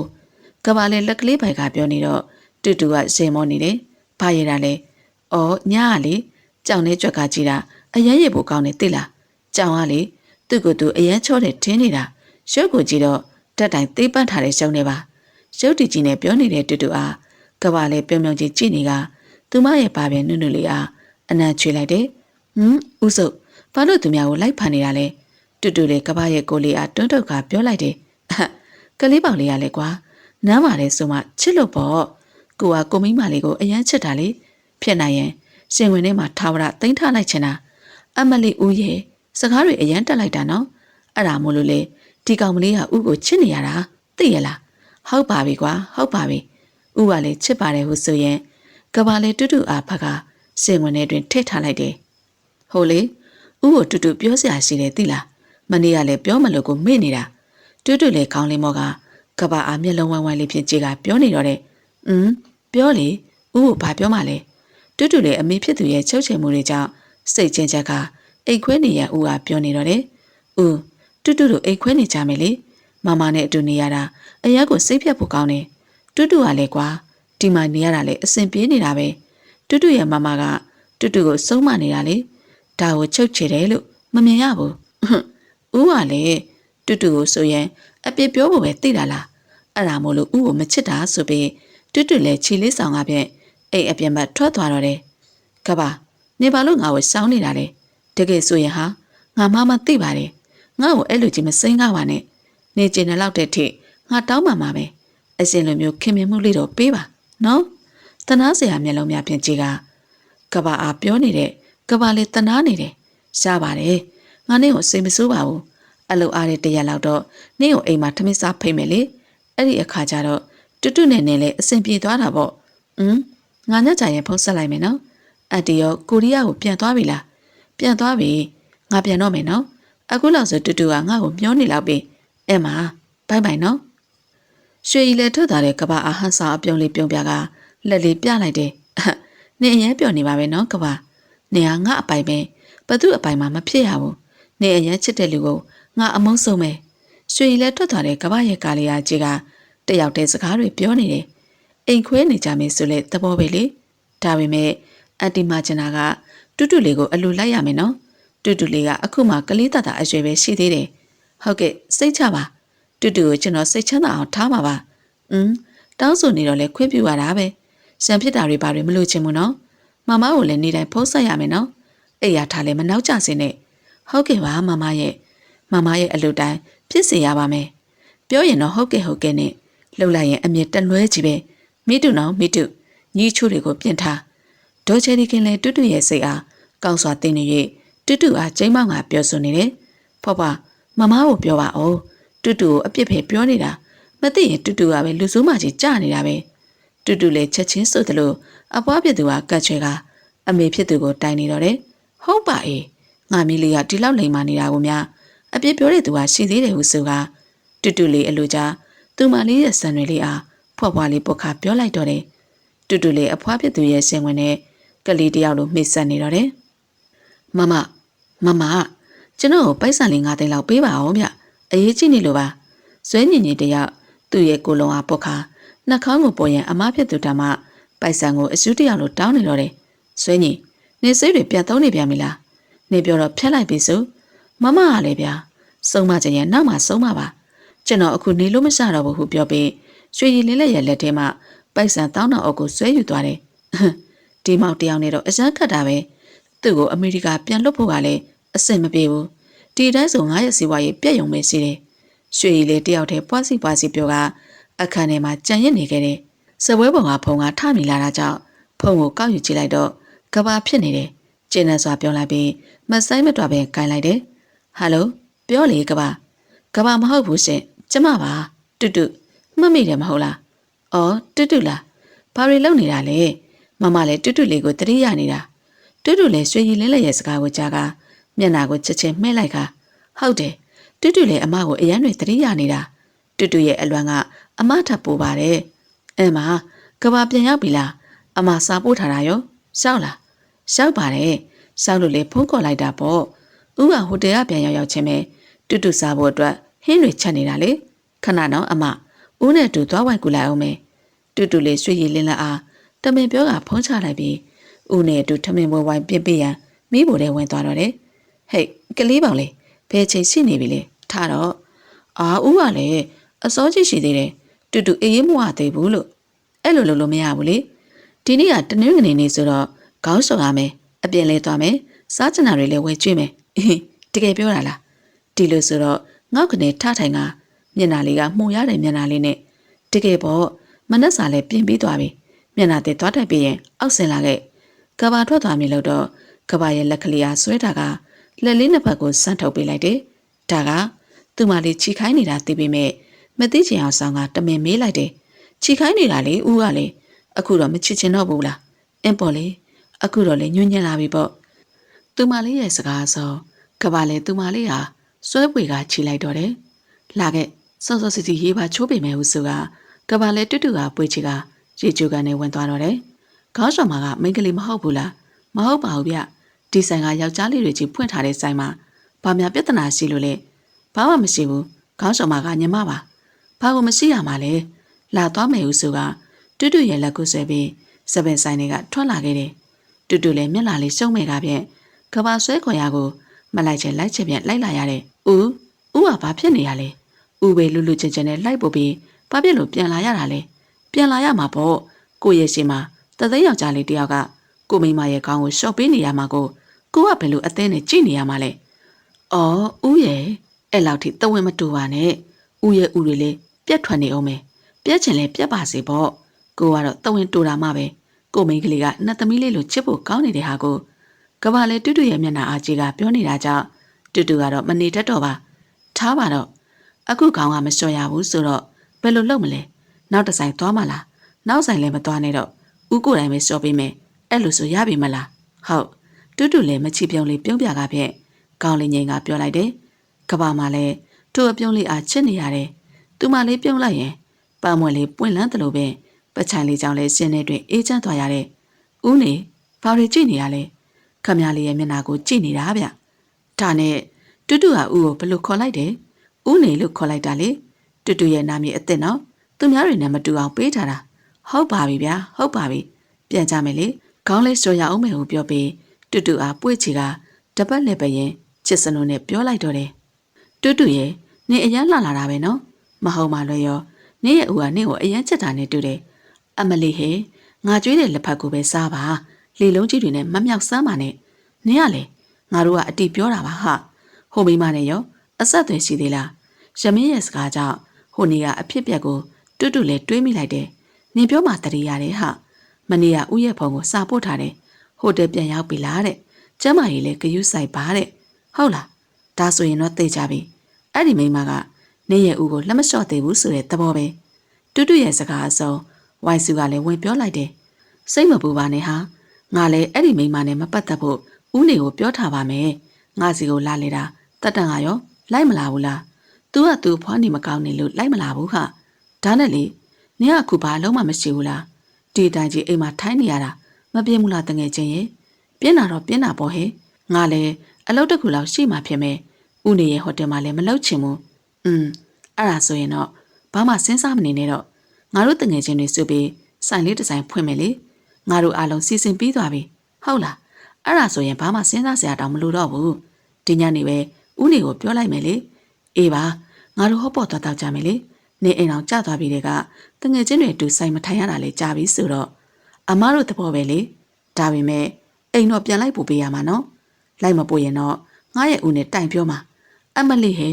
အာကိုရှိလို့တော့ပြောအားရှိတာပေါ့နော်အရန်ကြီးလေအာကိုမနေနဲ့ကြောက်ပြီးထွက်ပြေးနေအောင်မယ်ဝိုင်းစုရဲ့စကားကြောင့်ရှမ်းမင်းတွေလည်းဟန်ပင်မဆောင်နိုင်ရှေလိုက်တယ်တူတူမှလည်းစိတ်ဆိုးရမိအစားချော်လေရောထိုင်လောက်ကသူ့ဘာအားရပါရရှေလိုက်တော့တယ်ဦးနေဟိုလေဟိုတူတူရဲ့စကားများကလူရသူမရောက်ဖဲဟိုနဲ့သာဖြစ်နေတော့တယ်ပြောလေတူတူဦးကိုဘာပြောစရာရှိလို့လဲပြောစရာရှိတယ်ဆိုတာထက်တိုင်ပင်စရာရှိတာပါတူတူလေတငယ်ချင်းတွေနဲ့အတူစားတောက်ဆိုင်လေးဖွင့်ချင်လို့ပါဦးနေခွင့်ပြုပေးမယ်မဟုတ်လားဟင်ကောင်းပါတယ်ဦးကဘာလို့ခွင့်မပြုရမှာလဲဗျတူတူလေးစိတ်ချမ်းသာမယ်ဆိုရင်ဦးကဦးရဲ့အသက်ကိုတောင်ပေးဖို့ဝန်မလေးပါဘူးဒါကတော့ဦးကပို့သွားပြီနော်ဘာလဲခမလေးကကျွန်တော်ပြောနေတာမရှုံဘူးလားအင်းလေဒါဆိုရင်လေမယုံတဲ့လူကိုရှုံအောင်တတ်သိပြပေးရတာပေါ့ကဘာလေထိုင်ရမထားကသူမလေးကပွေးချင်မြေအလို့တူတူလည်းနောက်ကိုဆုပ်လိုက်ကဦးနေနော်သူများကိုမရှုံပါနဲ့တူတူရဲ့စကားအစုံသူမလေးအားပွေ့ချီကအိတ်ခမ်းနေသူခေါ်သွားတော့တယ်ဦးဟင်းနံတွေကလည်းမှုေးချိုင်နေတာပဲချက်ထားတာတွေကလည်းအများကြီးပဲဘာလို့ပို့လဲစပွဲပေါ်ကဟင်းတွေကိုကြည့်ကတူတူလေကဘာအားမေးလိုက်တော့တယ်ဒီနေ့ဧည့်သည်လာမလေးဧည့်သည်ဟုတ်လားဘယ်ကဧည့်သည်လဲဦးရဲ့တူတူကိုလည်းဘာမှပြောမထားဘူးဦးရဲ့အသေးလားတူတူရဲ့အသေးလားဦးနေရောတူတူနေပါသိပါတယ်ရွှေကြီးပါဘာဒါဆိုရင်ဧည့်သည်ဆိုတာကရွှေရင်လဲလက်ပေါ့ဘာလို့သူဖြစ်နေရတာလဲဦးရဲ့သူကတူတူတို့ရဲ့မင်္ဂလာပွဲကိုဖျက်ဖို့ကြံစီတဲ့သူလေဘာပဲဖြစ်ဖြစ်မင်္ဂလာပွဲလေးဖြစ်သွားပြီလေရန်ကိုရခြင်းမတုံ့ပြန်တာကအကောင်းဆုံးပါတော်ပြီတူတူရေးသွားချိုတော့မယ်ဟုဆိုတာတူတူလည်းကဘာစီကထွက်သွားတော့တယ်တူ တူတူဟာရေချိုးရန်ရေချိုးကန်တကအနားလျှောက်တဲ့အခါကဘာကကြိုရောက်နေတယ်ဟမ်ဦးကဘလို့လုပ်ပြီးတူတူရဲ့စကားမဆုံးသေးခင်ပဲကဘာလည်းဖြတ်ပြောလိုက်တယ်အဲ့ဒါအသာထားပါရေချိုးတော့မလို့လားဦးနဲ့အတူချိုးမယ်လေအဲ့ဒါမှပို့ပြီးတော့ရေချိုးရတာပို့ပြီးစိတ်ရှိတယ်ကဘာရဲ့စကားကြီးကြောင့်တူတူရဲ့မျက်နှာဥဥလေးမှာရှေ့တက်သွားတယ်မရဘူးတူတူဘာသာချိုးမယ်မရဘူးလို့ဘသူပြောလဲလာခဲ့ဘူးဆိုကတူတူရဲ့ကိုယ်လုံးလေးအားရေချိုးကန်နဲ့သူတွန်းပို့လိုက်ပြီးသူပါဝင်သွားတော့တယ်စားတော့မရှိရင်ဘာမှအားမနာနဲ့ဦးကဟင်းချက်အရာကောင်းတာတူတူလည်းဟင်းတွေခတ်ထည့်ပေးကဖော်ဖော်ရွရွပြောနေတာကြောင့်ရွှေကြီးလည်းမျက်နှာပြက်နေရတယ်ငါထင်ထားတာနဲ့ဖြစ်နေတာတွေကတခြားစီပါလားဘာဖြစ်လို့သူကငါနဲ့ကဘာကိုတဝင်းမတူရတာလဲရွှေကြီးတယောက်စိတ်ထဲတွင်တယောက်တည်းစကားတွေပြောနေတယ်ဦးတူတူကိုငါယူလေးနှင်ပေးပါလားတူတူလည်းရွှေကြီးလက်လက်အားဆွဲကဖြင့်အမူအရာမျိုးစုံနဲ့ကဘာအားချွဲနေတော့တယ်တစ်ချက်ရွှေရည်နဲ့အကြည့်ချင်းစုံတော့မျက်စောင်းထိုးပြကနှက်ခမ်းမဲ့ပြလိုက်သေးတယ်။ကဘာကလည်းတူတူခိုင်းသမျှလှုပ်ပေးနေတာကြောင့်ဒေါသထွက်ရတဲ့သူကတူတူမဟုတ်ပဲသူဖြစ်နေတာကြောင့်ရှဲစိတ်တွေဝင်ပြီးထမင်းပင်မစားတော့ပါ။ဘာဖြစ်လို့လဲရွှေရည်ထမင်းလည်းဟုတ်တိပတ်တိမစားဘူး။နေမကောင်းဘူးလား။ဟုတ်တယ်ကဘာရဲ့ညဘက်တွေဆိုလည်းအိတ်မပြောဘူး။ခေါင်းနေမူးနေလို့ပါ။ဒါဆိုရင်နင်ပြန်တော့မလား။ငါလိုက်ပို့ပေးမယ်လေ။အပညာစေးကလည်းဝင်ပြပေါ့အဲ့ဒါလေကောင်းသားပဲငါဟာငါပဲပြန်လိုက်ပါမယ်ဟာတော်ကြနေငါအတွက်နဲ့နင်တို့ထမင်းစားပြတ်နေပါအောင်မယ်ရွှေကြီးလေတနာစရာမျက်နှာလေးလောက်ကပြောနေတော့ကဘာလေးအားနာတဲ့သူပြပြသဘောရိုးနဲ့ပြောတည်ထင်နဲ့လိုက်ပေါ်ရန်ပြင်ဆင်လိုက်တယ်တူတူဥကိုမဆောင်နေတော့နော်ထမင်းပွဲတွေလည်းတိမ့်ထားလိုက်တော့ရွှေကြီးကိုဥလိုက်ပို့ပေးလိုက်အောင်မယ်ဥကလည်းတူတူတဲ့သူကအရေးကြီးနေလို့လားဘာဖြစ်လို့ဥကလိုက်ပို့ပေးမှလဲသူဟာသူတက်စီငှားပြန်လဲရှားနေတဲ့ဟာတော်တော့တူတူဦးကလူမှုရေးအရာလိုက်ပို့ပေးမှာထမင်းပွဲတွေတင်ထားလိုက်ဟုဆိုကဘာလေးထွက်သွားတော့တယ်ကဘာထွက်သွားတော့ရွှေကြီးကပါလိုက်သွားလေတော့တူတူတယောက်တည်းဒေါသဖြစ်ရဲ့ကြံနေခဲ့ရတယ်ဒါတော့လုံးဝမမိုက်ပါဘူးဟာနင့်ရဲ့ဦးကဘာကြီးလဲအမှန်ဆိုရင်နင့်စီကအခွင့်ပြုချက်လေးတော့တောင်းတင်တယ်လို့ထင်တယ်ဟုတ်တယ်အဲ့ဒါတော့ငါလည်းထောက်ခံတယ်ဒီပွဲမှာနင့်ကျမ်းမာရှာမှာနော်နင်တို့နေရဲ့ဟိုမိမလက်ထဲပါသွားလိမ့်မယ်ဒါမှမဟုတ်ငါသူ့ကိုကျမ်းပေးရမလားအစတည်းကငါသူ့ကိုကြည့်မရတာနင့်ကိုတကယ်ချစ်တဲ့ပုံလည်းမပေါ်ဘူးတကယ်ချင်းတော့ရောက်မှလဲတယောက်တစ်မျိုးပြောနေကြတယ်နင်တို့ကငါကတိုက်မင်တာပါဟာငါ့ကိုအကြံကောင်းညံကောင်းလေးပေးကြပါ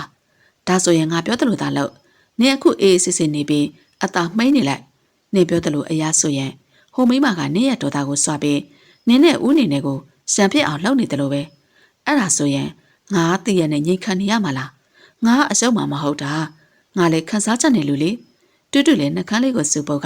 ကလေးတယောက်လိုပြောနေတယ်။အော်တူတူရဲ့နေလေပြောရဆိုရအရန်ခတ်တာပဲနော်။နင့်ကိုနေကလေးလိုထင်နေတော့လား။အခုဆိုရင်နေကအိမ်တော်ရှင်မဖြစ်နေပြီနော်။အစင်လိုကလေးဆန်လို့မရတော့ဘူး။တည်ငြိမ်ပြီးရစ်ချက်တက်နေပြီ။ရမင်းရဲ့စကားကြောင့်တူတူလေကောင်းလေးတစ်ဆက်ဆက်ငြိမ်ရင်အင်းမဟာနင်တို့ပြောသလိုပဲနေလိုက်ပါမယ်။အခုတော့ငါပြန်တော့မယ်။မနှက်မှာပဲစုံကြတာပေါ့။တူတူလေတငယ်ချင်းတွေကိုနှုတ်ဆက်ကထွက်သွားတော့တယ်။ကောင်းသည်ဖြစ်သည်စိုးသည်ဖြစ်စေဒီလိုတငယ်ချင်းတွေရှိတာလေသူ့အတွက်အားစိတ်တစ်ခွက်ပဲဖြစ်တယ်တူတူဦးကိုစိတ်ကောက်နေတာလားဦးတောင်းမှပါတယ်ကွာဦးရဲ့ရှင်ထဲမှာတူတူလေးတယောက်တည်းရှိတာပါဦးရဲ့တူတူကဘာလို့စိတ်ကောက်ရမှာလဲဦးရဲ့အချစ်တွေကိုတူတူကယုံကြည်ပြီးသားပါတူတူရဲ့စိတ်ထဲမှာဘာမှမရှိပါဘူး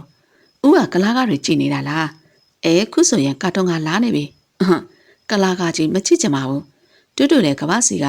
ရမှုကိုဆွဲယူကာတွန်းကလိုက်ပတ်ပြောင်းလိုက်တယ်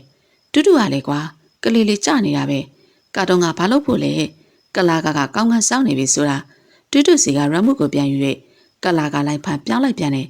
ဦးနော်မစုံပါနဲ့သူများကာတွန်းကကြည့်နေတာရမှုပြန်ပေးတူတူလည်းကဘာစီကရမှုကိုအတင်းပြန်ယူတော့လေရမှုလိုရင်နှစ်ယောက်သားရုံရက်ဆန်ခတ်ပြက်ကရမှုကလွတ်ထွက်သွားပြီးတူတူရဲ့နှက်ကဖူးဖူးလေးကကဘာကိုနမ်းမိတယ်လို့ဖြစ်သွားတော့တူတူလည်းမျက်လုံးလေးပြူကပြန်ရုံတော့လေကဘာကမလွတ်ပေးပဲအတင်းဖတ်ထားတယ်ဦးနော်တူတူကငိုလိုက်မှာတူတူလည်းမျက်နှာလေးစုံကငိုမဲမဲမျက်နှာလေးနဲ့ပြောနေတော့ကဘာလည်းလွတ်ပေးလိုက်တယ်ငိုတော့မငိုလိုက်ပါနဲ့ကွာစက်ပြဲပြဲလေးပြောရင်လွတ်ပေးလိုက်ပေမဲ့အနံတွေကစုတ်တရက်ရှောင်းလာတယ်သူမလေးမလည်းပြုသမျှနူးရသည်ဆိုသလိုပဲသူ့ရဲ့အနံဆိုင်များကိုမလွန်ဆန်နိုင်ကချုံမြင်တဲ့အနံများကိုပင်းတန်လေးစိုက်ကခံယူနေစေဦးနေရေဦးရေဒီကိုလာပါအောင် ရေချိုးကနေကနေတူတူရဲ့အော်တန်ကြားတာကြောင့်ကဘာလေတောက်လက်စာကော်ပီကွက်ကိုချထားကအဘော်ရတို့အလဲအမြတ်တက်သွားတယ်ကဘာလေသူမလေးရဲ့အတန်တိတ်သွားတာကြောင့်စိတ်ပူသွားကတကားဖွင့်လိုက်တယ်ရှုပ်တရက်ရှည်အပတ်ခံလိုက်ရတာကြောင့်ကဘာလေကြောင်သွားရတယ်ဦးအညာမိသွားပြီဟာဟာဟာ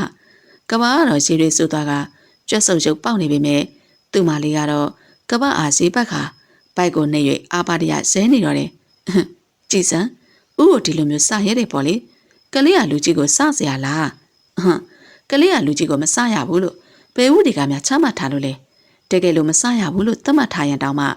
တူတူကတော့ဦးကိုစမှာပဲအဆက်လေးကပုတ်တက်တဲ့နဲ့ခါးလေးထောက်ကရန်ထောင်နေပုံလေးကဖပြုံးမလေးပုံစံလေးဖြစ်နေတယ်အဲမှာစချင်ရင်လဲစပေါ့အလဲကြမနှွဲ့စရမ်းနော်ပြီးမှအတန့်ပြဲကြီးနဲ့မငုံနဲ့စိန်လိုက်လေတူတူဆိုတဲ့မိန်းမကဘသူ့ကိုမှမကြောက်တာသိရလားအခုတော့အပေါက်ဝါကနေဖဲ့ပေးအောင်တငယ်ချင်းတွေနဲ့အလုပ်ကိစ္စတိုင်ပင်မှုချိန်ထားတယ်မသွားရဘူးမင်းကငါမိန်းမပဲငါရဲ့ခွင့်ပြုချက်မပါဘဲနဲ့ဘဲမှမသွားရဘူးငါကဒီနေရာမှာနေဆိုရင်မင်းကနေရမှာပဲရှုပ်တရက်ဆိုသလိုလေသမမနဲ့ပြောလာတဲ့ဦးကြောင့်တူတူလည်းစိတ်မကောင်းဖြစ်သွားပေမဲ့စနေတာကိုသိတာကြောင့်အရင်လိုပေါ့ပေါ့ပါပါပဲဦးကလည်းအရေးတွေစနေပြန်ပြီတူတူကတကယ်အရေးကြီးတာဖဲ့ပြီနော်မဖဲ့ပြီရင်တူတူစိတ်ကောက်လိုက်မှာမင်းကိုစနေရအောင်ငါကလေးမဟုတ်ဘူးမင်းကိုငါကြည့်နေတာကြားပြီအပြင်တွေလည်းခဏခဏထွက်တယ်ဒီနေ့ကစားပြီးမင်းဘဲမှမသွားရဘူးဦးရဲ့ရည်ပြက်ပြောလာတဲ့စကားကြောင့်ထိထားတဲ့မျက်ရည်များမှာအထက်ရဲ့ကော်မရှင်ပဲကြာဆင်းလာတယ်အော်ဦးကအခုတော့ဒီစကားပြောပြီပေါ့ပြောမှာပေါ့လေငဲ့ချေဦးကတငယ်ပြန်နေတော့လေပြောအားစိမှာပေါ့တူတူကိုလာပြီးမချုပ်ချင်နဲ့နော်တူတူကိုချုပ်ချယ်တာတူတူအမုန်းဆုံးပဲတူတူကဦးရဲ့ချုပ်ချယ်မှုအောင်မှနေမေးအစားကိုပဲတတ်သိပြစ်လိုက်မယ်ဟုဆိုကဘာအားတွန်းတုတ်ကထွက်သွားတော့တယ်တူတူနင်တကယ်ပြောတာလားမဟုတ်လာပါဘူးတူတူရဲ့သူနင့်ကိုစနေတာရောမဖြစ်နိုင်ဘူးလားငါအတီပြောနေတာပါငါသူနဲ့အမြင့်ဆုံးကြွားရှင်းမယ်တူတူနင်အခုကလေးမဟုတ်တော့ဘူးနော်အိမ်အောင်ရေးဆိုတာကလေးကစားနေတာမဟုတ်ဘူးနင်တို့ကိုဘယ်သူမှအတင်းလက်ထပ်ပေးထားတာမဟုတ်ဘူးမိဘတွေသဘောမတူတဲ့ကြားကနေနင်တို့ယူခဲ့ကြတာပဲတက်တန်လေအိမ်အောင်ရေးမပြတ်စည်းစေဖို့အရေးတငယ်ချင်းဖြစ်သူအားနာချနေတယ်အင်းမဟာငါလည်းစိတ်တွေအယဉ်ညက်တာပဲသိတယ်ဒါနဲ့စားတော့ဆိုင်ကဘယ်တော့စဖွင့်မှလဲမနေ့ပြန်လေနင်လာကူရမှာနော်နင်ကတချင်းဆူကောင်းတော့တချင်းလေးဆူရမယ်အမေဆူစရာလားစားတော့ဆိုင်မှာတချင်းဆူရင်ငါ့ကိုလူတွေကအထင်သေးမှာပေါ့တချို့လူတွေသတ်မှတ်ထားတာကစားတော့ဆိုင်မှာတချင်းဆူတဲ့မိန်းမကိုမိန်းမပြန်လို့သတ်မှတ်တာအမလီအဲ့လိုမျိုးထင်ကြည့်ပါလားအဲ့ဒီလူတွေကိုငါပါကြည့်ပဲချပြမှာပေါ့အာရပါရလက်ဝါးဆွေကပြောတဲ့ဝိုင်းစုရဲ့ပုံကြောင့်တက်တန်ကလန့်သွားတယ်ဖြည်းဖြည်းပြောပါမိဝိုင်းရဲ့ဝိုင်းစုနဲ့သာလက်ထပ်ပေးရင်ငါဘဝတော့မတွေးရစရာပါလားဟုတ်တယ်ဝိုင်းစုပြောနေတာကအားနဲ့မန်းနဲ့နင်နော်ဖျားတာတားထားတော့ရမင်းစုပ်နင့်မှာရေးသားမရှိတိုင်းသူများတွေကိုလာပြီးမဖြတ်နဲ့နော်ငါလောက်အချစ်ကြီးတာငါပဲစီတယ်အဲ့ဒါသဘောပေါက်ရမင်းရဲ့စကားကြောင့်ဝိုင်းစုလည်းရမင်းအားမျက်စောင်းတို့ကပြောလိုက်တော့တယ်တူတူကတော့ရမင်းနဲ့ဝိုင်းစုစကားပြန်ပြောနေတာကိုကြည့်၍ဆင်းနေတယ်သူ့ဘဝလေးဟာတငယ်ချင်းတွေနဲ့စုံလိုက်တိုင်းပျော်ရွှင်နေရတယ်ဒီလိုတငယ်ချင်းမျိုးကိုစီးစိမ်ဥစ္စာနဲ့ပုံပြီးလဲခိုင်းရင်တောင်မှမလဲနိုင်ပါကဘာမင်းတို့ဘယ်လိုတွေဖြစ်ကြတာလဲတူတူကအိမ်မပြတ်ချင်မှုပဲပြောနေတယ်အခုမင်းကလားခေါ်တယ်ဟိုလေမချေအခုတူတူရှိလားကဘာမင်းတို့ဘယ်လိုတွေဖြစ်ကြတာလဲတူတူကအိမ်မပြတ်ချင်မှုပဲပြောနေတယ်အခုမင်းကလားခေါ်တယ်ဟိုလေမချေအခုတူတူရှိလားကဘာလဲဒေါ်ချယ်ရီခင်အားမရေတရေလေးမေးလိုက်တယ်ရှိတယ်မင်းနဲ့မတွေ့ချင်ဘူးတဲ့မင်းတို့ရန်ဖြစ်ထားကြတာလားရန်မဖြစ်ပါဘူးမနက်ကလေတူတူကိုစားလိုက်တာပါအဲ့ဒါကိုတူတူကတကယ်ထင်ပြီးစိတ်ဆိုးသွားတာဘာရဲ့စတယ်ဟုတ်လားမကြီးမငယ်နဲ့စတယ်လားမင်းနဲ့ငါဆိုအသက်9နှစ်လောက်ပဲကွာတာဒီအရွယ်ကြီးမှာစเสียလားကျွန်တော်တောင်းပန်ပါတယ်တူတူကအခုအရှင်ကသူ့အခန်းထဲမှာပဲမလားဟုတ်တယ်မင်းသွားချော်ခြင်းလဲသွားချော်ခြင်းငါလည်းအပြစ်သွားเสียရှိတယ်ဟုဆိုကဒေါ်ချယ်ရီခင်လည်းထွက်သွားတော့တယ်ကဘာလဲဒေါ်ချယ်ရီခင်ထွက်သွားတာနဲ့လှေကအတိုင်းတက်သွားကသူမလေးအခန်းစီသို့ဦးတီပြီးသွားလေတော့တယ်တူတူလေဦးကိုစိတ်ဆိုးနေတာလားစိတ်မဆိုးပါနဲ့ကွာဦးကစတာပါ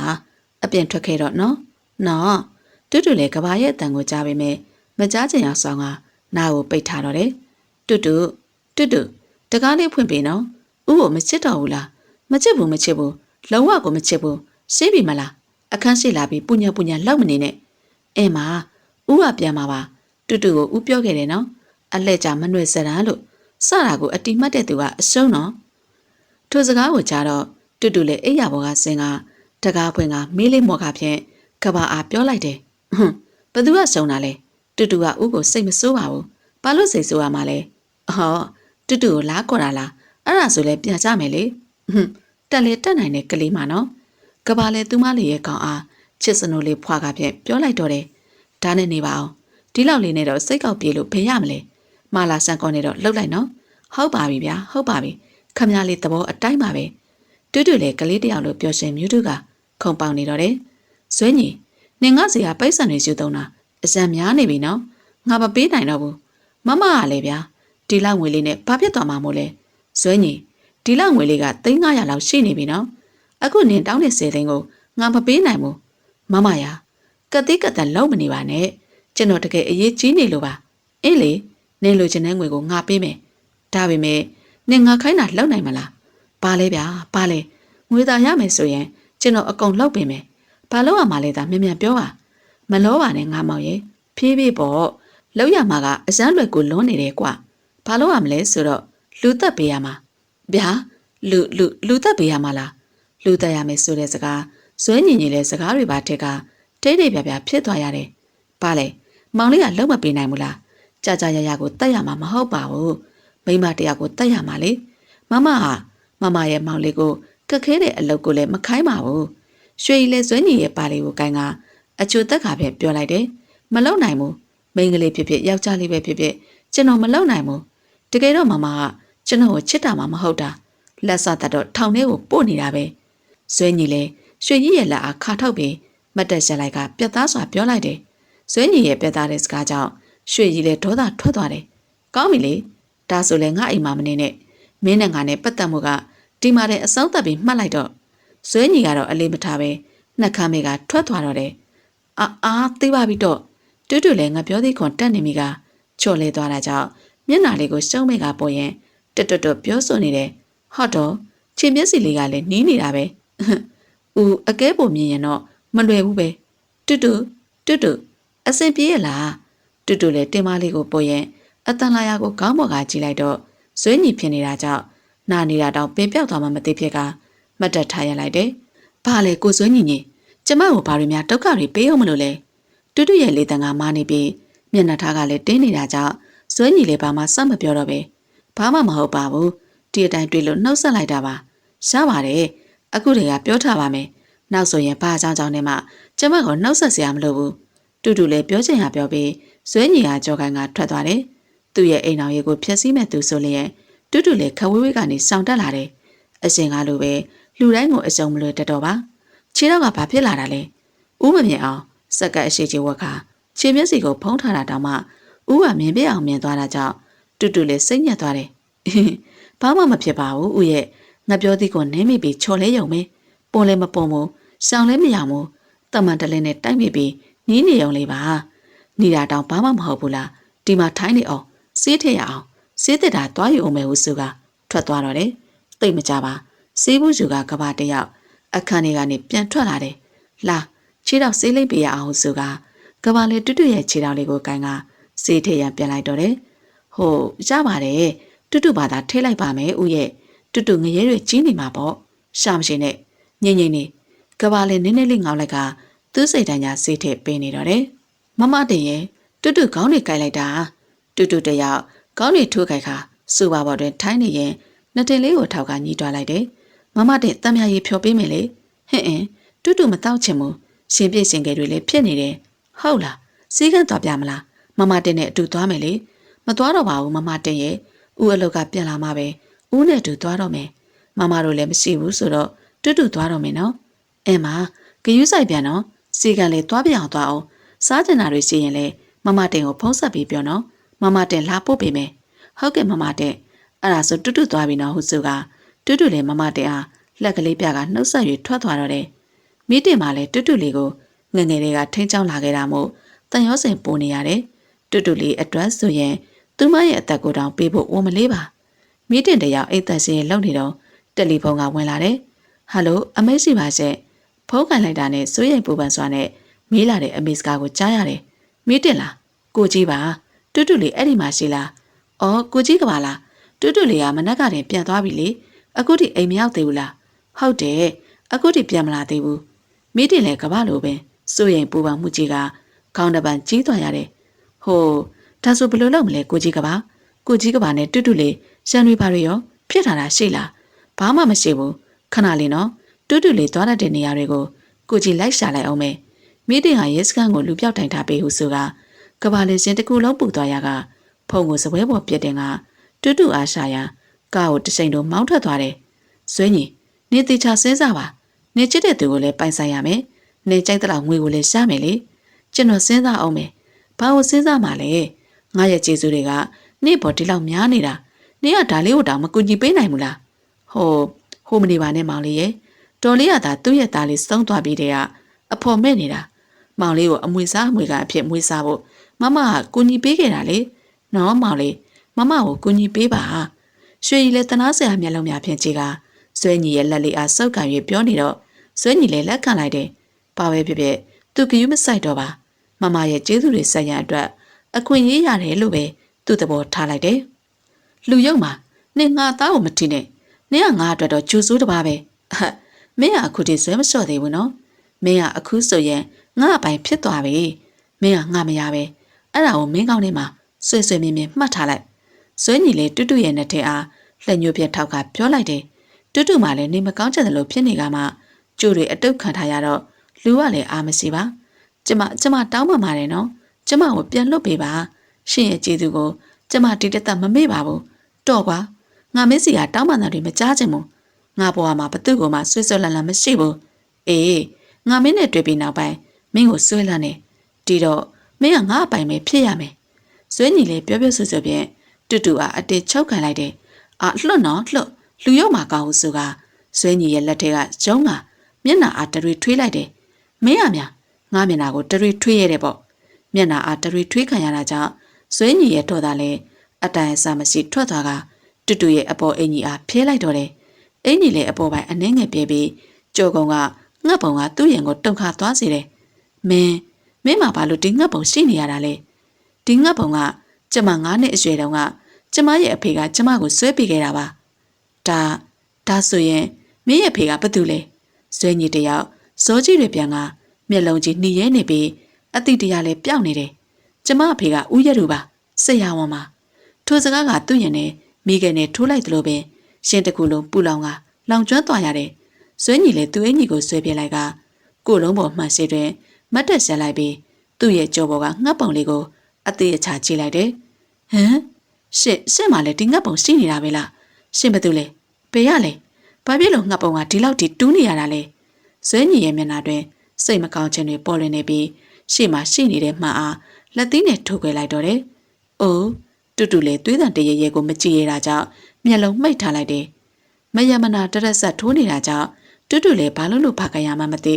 တာစီရအောင်လဲကျိုးတွေတုတ်ခံထားရတာကြောင့်သူမလည်းထိုင်ကုန်ကနေမထားတော်ပါတော့ဘာလို့အခုလိုလုံနေရတာလဲရှင်ကိုရှင်တတိထားပါအောင်သွေးတက်လုံးပြီးတည်သွားလိမ့်မယ်တူတူလေးထိုင်ကုန်ကနေအတင်းဆုံးကဇွဲညီအားတားနေမိတယ်တကယ်ဆိုရင်ဇွဲညီကသူ့ဘဝကိုဖျက်ဆီးမဲ့သူပဲ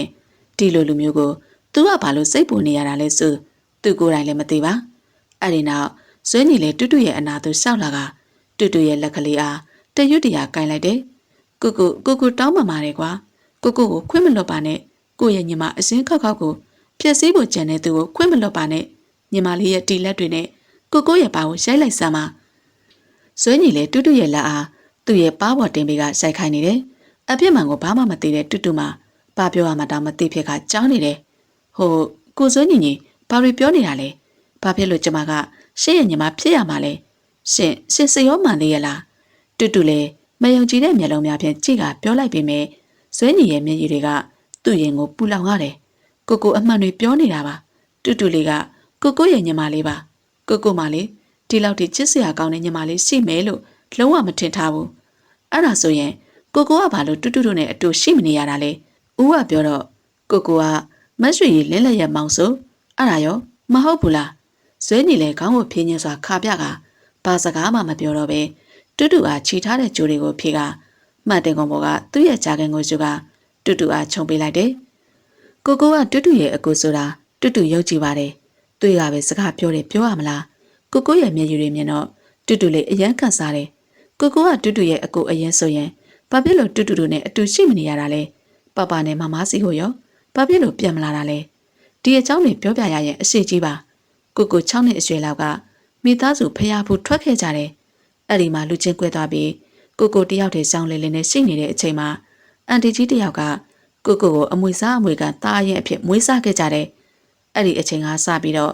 အားလုံးနဲ့အဆက်အသွယ်ပြတ်သွားခဲ့တာပဲ။အော်အဲ့ဒါဆိုရင်ကိုကိုကအရွယ်ရောက်လာတော့ပပနဲ့မမစီပြန်မလာခဲ့ဘူးလား။ဘယ်နဲ့ပြောလိုက်တာလဲညီမလေးရဲ့ကိုကို15နှစ်အရွယ်ရောက်တော့ပြန်လာခဲ့ပါတယ်။ဒါပေမဲ့ဖေဖေနဲ့မေမေကအိမ်ဆောင်ပြီးအပီထွက်သွားတယ်လို့သတင်းကြတော့ကိုကိုလည်းလိုက်မရှာတော့ဘူး။ဇွဲညီရဲ့စကားတွေကိုနားထောင်ရင်တူတူလည်းကောင်းလေးတငိမ့်ငိမ့်ဖြစ်ဟိုညီမလေးအိမ်ပြန်တော့မလားကိုကိုပြန်လိုက်ပို့ပေးမယ်လေရပါတယ်ကိုကိုရဲ့တူတူကိုအခုလိုလှုပ်ခိုင်းတာမရွှေရည်လင်းလက်မဟုတ်လားဟုတ်တယ်နောက်ဆိုရင်ညီမလေးရဲ့အနာမှာဘာအန်နေရမှမရှိစေရဘူးနော်ကိုကိုကကွယ်သွားမယ်လို့ကတိပေးပါတယ်ဟုတ်ကိုကိုတူတူအစမ်းဝတ်တာပဲတူတူကအခုဆိုရင်တကောင်ကျော်မဟုတ်တော့ဘူးတူတူမှာအကုလို့ရတဲ့အကူရှိလို့အရန်ပြောတာပဲဟုဆိုကဇွဲညီအားဘကဇွဲညီလည်းညီမလေးအားရှင်ဝင်နဲ့တင်တင်းချက်စွာဖတ်ထားလိုက်တယ်ဘာပြောတယ်သမီးဘာတွေပြောနေတာလဲဟုတ်တယ်မမကိုကိုကအိမ်ကိုပြန်မလာရဲဘူးဖြစ်နေတာဟိုဒါဆိုရင်မမရဲ့သားလေးကတက်ရှိထင်ရှားရှိနေသေးတာပေါ့ဒေါ်ချယ်ရီခင်လဲဝမ်းသာလုံးကမျက်ရည်များပင်ပပြန်ထက်သို့ကျဆင်းသွားခဲ့တယ်လှေကားပေါ်ကနေဆင်းလာတဲ့ဒေါ်သစ္စာမှာအေချန်တည်ငြိမ်စွာဆင်းလာပြီးမြဲသမီးဖြစ်သူငိုနေတာကိုမြင်တော့အမြန်ဆင်းလာခဲ့တယ်မိချေဟဲ့မိချေဘာဖြစ်လို့လဲဘာလို့ငိုနေရလဲနင့်ယောက်ျားနဲ့အစင်မပြေလို့လားမဟုတ်ဘူးအမေရဲ့သမီးကဝမ်းနေလို့ငိုတာမဟုတ်ဘူးဝမ်းသာလွန်လို့ပါဒေါ်ချယ်ရီကလည်းမျက်ရည်များကိုတုတ်ခါပြုံးပြရင်ပြောနေတယ်အမလီဟဲဘာတွေများဝမ်းသာစရာရှိလို့လဲငါ့ကိုလည်းပြောပြပါအောင်လွန်ခဲ့တဲ့25နှစ်လောက်ကတည်သွားပြီထင်တဲ့သမီးရဲ့သားလေးအမေရဲ့မြေဦးလေးကအခုသမီးတို့စီပြန်ရောက်နေပြီဘာဘလို့ငါရဲ့မြေလေးကပြန်ရောက်နေပြီဟုတ်လားဘယ်မှာလဲမြန်ခေါ်လိုက်လေဒေါ်သစ္စာလည်းပျော်ရွှင်လုံးကအယူတစ်ပိုင်းလိုပင်ဖြစ်သွားရကရှင်နေတွင်ကျဉ်နေတော့တယ်ဆွေးညီနင်ကငါအိမ်ဘက်တွေကိုဖျက်ဆီးပစ်လိုက်တဲ့သူပဲငါနဲ့ကိုအစမ်းမောင်းနေဟုဆိုကရွှေကြီးလည်းဆွေးညီရဲ့စင်မအားသူမရဲ့လက်နုနုလေးတွေနဲ့ထုကပြောနေတယ်မမကျွန်တော်တောင်းပန်ပါတယ်ဗျာအနှစ်နဲ့အလားလားကခွဲခွာနေရတဲ့ကျွန်တော်မိသားစုအတွက်တော့ကျွန်တော်တာဝန်ကျေခြင်းနဲ့မမတခိုင်းနေတဲ့သူကကျွန်တော်ရဲ့သွေးသားရင်ချညမလေးပဲအော်ဟောတီတော့ကသူ့ရဲ့ကောင်းကြီးလှုပ်တော့မယ်ပေါ့လေနင့်ညီမရဲ့ချစ်လာစွာသောခင်မုန်းကိုကားအစီရင်ဖြစ်အောင်လှုပ်တဲ့သူကနေမလို့ငါပြောပြလိုက်ရင်လုံးဝစိတ်မကောင်းစရာပဲရွှေရည်လင်းလက်ရဲ့ရှုံးမလာတဲ့စကားတွေကြောင့်ဆွေးညီလည်းအန်တကြိတ်ဖြစ်နေရတယ်သူလေးစားအားကြခဲ့ရတဲ့သူကအခုလောက်ထိရှုံးမှာမယ်လို့သူလုံးဝမထင်ထားခဲ့ပါမမကဒီစကားကိုအသုံးချပြီးကျွန်တော်ကိုနိုင်မယ်ထင်နေတာလားအဲ့ဒါဆိုရင်လေကျွန်တော်လည်းမမနဲ့ထပ်တူတူကိုတခိုင်းတဲ့သူကမမပါလို့မမရဲ့ချစ်လာတဲ့ကိုကြီးကဘာကိုတွားပြောလိုက်မယ်လေကျွန်တော်တို့ကမောင်နှမချင်းပြဿနာမရှိဘူးမမကိုတော့ကိုကြီးကဘာကဘလောက်တောင်ရှုံပြီးမုန်းလိုက်မလဲလူယုံမှာရွှေရည်လဲလဲဒေါသထွက်ကဇွဲညီရဲ့ပါကိုရိုက်ဖို့ပြင်လိုက်ပေမဲ့ဇွဲညီလည်းသူ့ရဲ့လက်အားအချိန်မီဖမ်းချုပ်လိုက်တယ်အာနင်လွတ်နော်လှော့ငါလာနာနေပြီဟုဆိုကရွှေရည်လည်းရုံနေတယ်ရုံရင်ကနေရှုပ်တရဲ့ဇွဲညီကသူမအားဆွဲဖက်လိုက်တော့ရွှေရည်လည်းကြောင်ဖြစ်သွားရပြီးတတိဝင်လာကမှအတင်းရှုံတော့တယ်ဇွဲညီငါဒီမှာအသက်ရှူကျန်နေပြီနေပါဖြစ်နေရလဲဘာမှမဖြစ်ပါဘူးဗျာမမကိုကျွန်တော်ချစ်လို့ပါမမကျွန်တော်ကိုချစ်တယ်လို့ပြန်ပြောမှကျွန်တော်ပြန်လွတ်ပေးမယ်ဘာပြောတယ်ချစ်တယ်ဟုတ်လားနင်းနဲ့ငါနဲ့ကမောင်နှမလေးဘယ်လိုလုပ်ပြီးချစ်လို့ရှာမှာလဲဟာဗျာမောင်နှမအစင်းမှာမဟုတ်တာကျွန်တော်မမကိုချစ်တယ်ဇွဲညီလည်းရွှေကြီးရဲ့ပကုံးတစ်ပတ်ကိုတင်းနဲ့စုပ်ကမျက်နှာအားတေချာကြည့်ကပြောလိုက်တော့ရွှေကြီးရဲ့မျက်နှာမှာလည်းရှက်လွတ်တဲ့ပြင်ပန်းလူရောင်တန်းနေတယ်ဇွဲညီမမခေါင်းကိုက်နေလို့နောက်မှစဉ်းစားပြီးလို့မရဘူးလားမရဘူးချစ်တယ်မပြောမချင်းကျွန်တော်ကတော့မင်းနေအောင်ပါပဲမမမောင်ကိုချစ်တယ်မဟုတ်လားမောင်ဆိုတဲ့စကားကြောင့်ရွှေရီလဲရှင်တွေခုံးနေရတယ်ဘာကြောင့်များမသိနှလုံးသားလေးကသူ့စီကိုတိတ်ညွတ်လာတယ်လို့ခံစားနေရတယ်မမပြောလေဗျာဘာတွေစဉ်းစားနေရလဲဇွဲညီရဲ့စောတရဆံမှုကြောင့်ရွှေရီလဲဟတ်ဆောင်မနေနိုင်က ချက်ချင်းပင်အပြေးပေးလိုက်တော့တယ်မမလေးမောင်ကိုချစ်ပါတယ်ရွှေကြီးလည်းဆက်ဆက်နေပဲကောင်းလင်းကောင်ကပြောလိုက်တဲ့အခါဇွဲညီလည်းပြောလို့တပြက်ထားကောင်းနေတော့တယ်တူတူလေးနေမကောင်းဘူးလားမျက်နှာကလည်းမှုတ်တုံတုံနဲ့နေကောင်းပါတယ်ဦးရဲ့ကောင်းလေးပဲကြိုက်နေတာပြီးရင်ပျောက်သွားမှာပါဘာမှစိတ်မပူပါနဲ့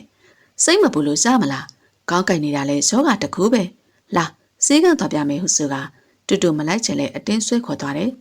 ဦးနေပါဦးဦးရဲ့တူတူကောင်းမှုနေတာကားစီလိုက်ရင်ပို့ပြီးတော့ခေါင်းမှုမယ်ဆိုတာဦးမသိဘူးလားအမလီဗျာသိပါတယ်ဒါကြောင့်မို့လဲကျွန်တော်ကကြောပုတ်ပြီးစေးကန်းကိုခေါ်သွားမှာပါအဲ့ဒါမို့လေဦးကိုချစ်နေရတာသိရလားဒီလိုမျိုးဦးစေအောင်လောက်ကြရင်တိတ်ကောင်းပါပဲ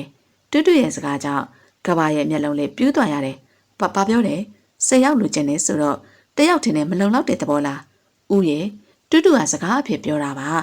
ဦးတယောက်သာအချစ်ဆုံးပါဆိုပြီးတူတူလည်းကဘာရဲ့လက်မောင်းလေးအားဖက်ကပြောလိုက်ပြီးပချိုင်လေးပေါ်အောင်ရှင်းပြလိုက်တယ်အဲ့ဒါဆိုလဲပြီးရောလာလေဦးရဲ့ကြောပေါ်တက်ဟုဆို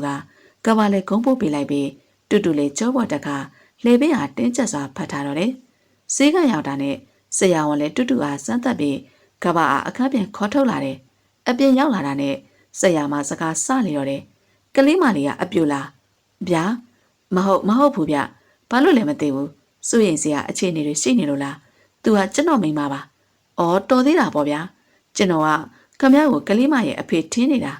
ဘာမှဆွေးရင်စရာမရှိဘူးကလေးမလေးကအားနေနေလို့ပါကိုဝန်းကလည်းနှက်လားရှိနေတော့သူ့ကိုစိတ်ချမ်းသာအောင်ထားဖို့တော့လိုလိမ့်မယ်ဗျာကျွန်တော်မိန်းမမှာကိုဝန်းရှိနေတာလားဆရာတကယ်ပြောနေတာလားဟောဗျာခမရနေတော့ခတ်ပြီဆရာဝန်ကတော့ခမရကိုနောက်နေပါမလားစိတ်မရှိပါနဲ့ကျွန်တော်ကတေချာမတေချာမေးကြည့်တာပါဟုတ်ကဲ့ပါ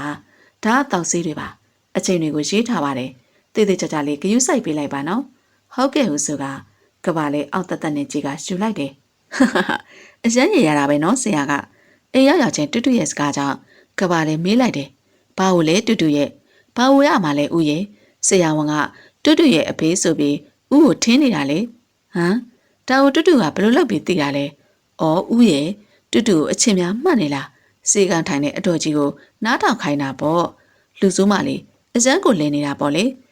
ပေါ့ဦးရဲ့တူတူပဲလေဒီလောက်တော့ရှိမှာပေါ့ဦးကတူတူကိုဂုံမပြုတ်ပေးတော့ဘူးလားဂုံပြုတ်ပေးရမှာပေါ့ဟုဆိုကဘာလဲတူတူရဲ့အနာတို့တိုးကပ်လာတဲ့အခါတူတူလည်းအလိုက်တဲ့လေမျက်လုံးလေးမိတ်ထားကဦးရဲ့အနာရိုင်များကိုကျဉ်းနေစွာခံယူနေတော့တယ်မမဖေသွားလဲပတ်ဆိုင်သွားတယ်လေတူတူရဲ့ဘာကိစ္စရှိလို့လဲတူတူလေးရောနေလို့ကောင်းသွားပြီလားကောင်းသွားပြီမမတင်ရဲ့တူတူမှာဝမ်းသာစရာသတင်းတစ်ခုပါလာတယ်သိလားဖွားဖွားကဘေးသွားနေလဲတူတူရဲ့ဖွားဖွားကခြံထဲမှာလမ်းဆောင်နေတယ်တူတူလေးလာတော့ပန်းမင်တွေနဲ့ကွင်းနေတာနေမှာပေါ့ဝမ်းသာစရာသတင်းဆိုတာကဘာလဲဟိုတူတူမှာကိုဝင်2လရှိနေပြီဘယ်လိုကိုဝင်ရှိနေပြီဟုတ်လားတကယ်ကိုဝမ်းသာစရာသတင်းပဲမမတင်ကတော့ကလေးထိရတော့မယ်နဲ့တူတယ်စိတ်ချမမတင်မယ်ထိရမှာပါတငယ်ချင်းတွေကိုလည်းပြောပြချင်လို့မမနဲ့ဖွားဖွားကိုမမတင်မယ်ပြောပြလိုက်နော်ဟုတ်ကဲ့ပါရှင်ဟုတ်ကဲ့ပါဂရုစိုက်ပြီးပြန်ပါနော်စားချင်တာတွေရှိရင်မမတင်စီလာခဲ့အကုန်ချက်ကျွေးမယ်နော်ဟုတ်ကဲ့မမတင်ဟုဆိုကတူတူပြေးထွက်သွားတယ်အော်ဒီကောင်မလေးတယောက်တော့ခတ်တာပဲမိတင်လေတူတူထွက်သွားပြီးတဲ့နောက်တယောက်တည်းပြောနေတော့တယ်မမပြောလေမောင်ဘာပြောမလို့လဲတူတူစီအလဲသွားမလို့ပါမမပါလိုက်ခဲ့ပါလားညီမလေးကိုမမနဲ့အဆင်ပြေစေချင်လို့ပါပြီးတော့သူ့မှာရောင်းမချော်ချော်လေးရှိတယ်ဆိုတာသိစေချင်လို့တွားပါကောင်စိုးလေးစကလုံးလှလှတွေနဲ့မမကိုလာချုပ်နေတာလားဇွဲညီရဲ့စကားကြောင့်ရွှေရီလည်းမျက်စောင်းလေးထုတ်ကပြောလိုက်တယ်မဟုတ်ရပါဘူးဗျာမမကိုမောင်ကအသက်ထမကချစ်တာပါမမကမောင်ရဲ့ဘဝပဲမမသာမရှိရင်မောင်ရဲ့ဘဝလည်းမရှိတော့ဘူးဟုတ်ပါပြီမောင်ရဲ့မမလည်းမောင်ကိုတစ္ဆာရှိရှိချစ်ပေးပါမယ်နော်ရွှေရီလည်းမောင်ရဲ့စင်ဝင်နဲ့မိခွနေရင်ကောင်းလီမော်ကပြောပုံလေးကချစ်စရာကောင်းလာတာကြောင့်ဇွဲညီလည်းမမရဲ့နှုတ်ဖြတ်တဲ့အနံများစွာချနေတော့တယ်ဦးတူတူဟောပေါ်တောက်ချင်တယ်တူတူကလည်းကွာနွားတို့လေးတောက်လိုက်ပါအဲ့ဒါမှအထဲကဦးတို့ရဲ့ကလေးလေးလည်းအားစီပြီးထွားကြိုက်မှာပေါ့ဦးနော်ဆရာပြောထားတာမေ့နေပြီလားဆရာကပြောတယ်လေတူတူကိုစိတ်ချမ်းသာအောင်ထားရမယ်လို့ပြောထားတယ်ဟောပေါ်တောက်ချင်တယ်အခုချက်ချင်းဟောပေါ်သွားဝယ်ပေးခြေလေးဆောင်ကကလေးတယောက်လိုပူစာနေတာကြောင့်ကဘာလေးမတက်နိုင်ကဟောပေါ်ဝယ်ပေးကတိုက်လိုက်ရတယ်ဦးကအရန်ချစ်ဖို့ကောင်းတာပဲနော် ကလေးလေးကဦးနဲ့တူရဲ့အရန်ချစ်ဖို့ကောင်းမှသိလားလူကျင်တာရလိုက်လျက်ပြောရှင်နေတတ်ပြီးလူကျင်တာမရလျင်တော့အမြဲတမ်းသူတစ်ပါးကိုရန်စာနေတတ်တဲ့သူပဲတကယ်ပါဘယ်လိုလူစုမလေးမှမသိသူ့မှလည်းချစ်စရာဆိုလို့ထိုလူစုမလေးပဲရှိတာကြောင့်လူစုမလေးအလူကြကိုအကုန်လိုက်လုံပေးနေရခြင်းကသူ့အတွက်ပျော်ရွှင်စရာကိစ္စရတရက်ပဲဖြစ်တယ်9 နှစ်ခန့်ကြာပြီးတဲ့နောက်တူတူမေးစရာရှိလို့ဘာမေးမှလဲမေးလေတတလေးနဲ့တူတူကိုဘသူ့ကိုပို့ချစ်လဲဟင်အမှန်ဖြေရမှာနော်ဒါလေးများကတူတူလေးကိုပို့ချစ်တာပေါ့ဘသူနဲ့ပဲစစ်စစ်တူတူလေးကိုအချစ်ဆုံးပဲတူတူကိုအချစ်ဆုံးဆိုတာတူတူကသိပြီးသားပါတူတူကလည်းဘသူနဲ့စစ်စစ်ကိုအချစ်ဆုံးပဲဟုဆိုတာကဘာရဲ့ကိုကြီးကဘက်ကပြောလိုက်တယ်နှစ်တွေသာကြာသွားရင်ကြာသွားမယ်ဦးနဲ့တူတူရဲ့အချစ်တွေကတော့ယနေ့ထိလက်ဆက်နေစေတယောက်ကိုတယောက်အကြည့်ချင်းဆုံရင်တူတူရဲ့ပန်းတွေရောက်နှခမ်းပါလေးထက်ဦးရဲ့အနမ်းတွေရှောက်လူနေပါတွင်ဟေးမိပြီကွာတတလေးပေါ်ထွက်လာတယ်ဟာတတရဘလို့လို့ဒီအခန်းထဲစောင့်နေရတာလေတတအခန်းမှာတတကအိတ်နေတာမဟုတ်ဘူးလားမေမေနဲ့ဖေဖေကတတကိုလည်းမချစ်ဘူးတတကိုဘာလို့မချစ်တာလဲတတကချစ်စရာမကောင်းလို့လားတတကလည်းကွာတတကိုမေမေတို့ကချစ်ပါတယ်ဟုပြောပြီးကဘာနဲ့တူတူလေးတတလေးကိုအလယ်မှာထားပြီးနှစ်ယောက်ပြိုင်သူဘက်ကပါနဖအားပြိုင်သူအနံပေးလိုက်ကြတော့တယ်ပရိသတ်များရှင်ပရိသတ်ကြီးအခုနားဆင်ကြရတဲ့အချစ်ဇာတ်လမ်းလေးကတော့ဦးရဲ့မိမဆိုလေးဆိုတဲ့ဇာတ်လမ်းလေးရဲ့စက်သိမ်းပိုင်းလေးကိုနားဆင်ကြရတာပဲဖြစ်ပါတယ်ရှင်ဟုတ်ကဲ့ပါရှင်နောက်ရက်တွေမှာလည်းစိတ်ဝင်စားစရာအချစ်ဇာတ်လမ်းကောင်းလေးတွေကိုကျမတို့ channel လေးကနေတင်ဆက်ပေးအောင်ပါမို့ like and subscribe လေးနှိပ်သွားပေးကြပါအောင်နော်နားဆင်အားပေးကြတဲ့တယောက်ချင်းဒီတိုင်းကိုစိတ်ချမ်းသာခြင်းကိုယ်ရေးချမ်းသာခြင်းနဲ့ပြည့်စုံကြပါစေလို့ဆုမွန်ကောင်းတောင်းပေးလိုက်ရပါတယ်ရှင်အားလုံးကိုကျေးဇူးတင်ပါတယ်ရှင်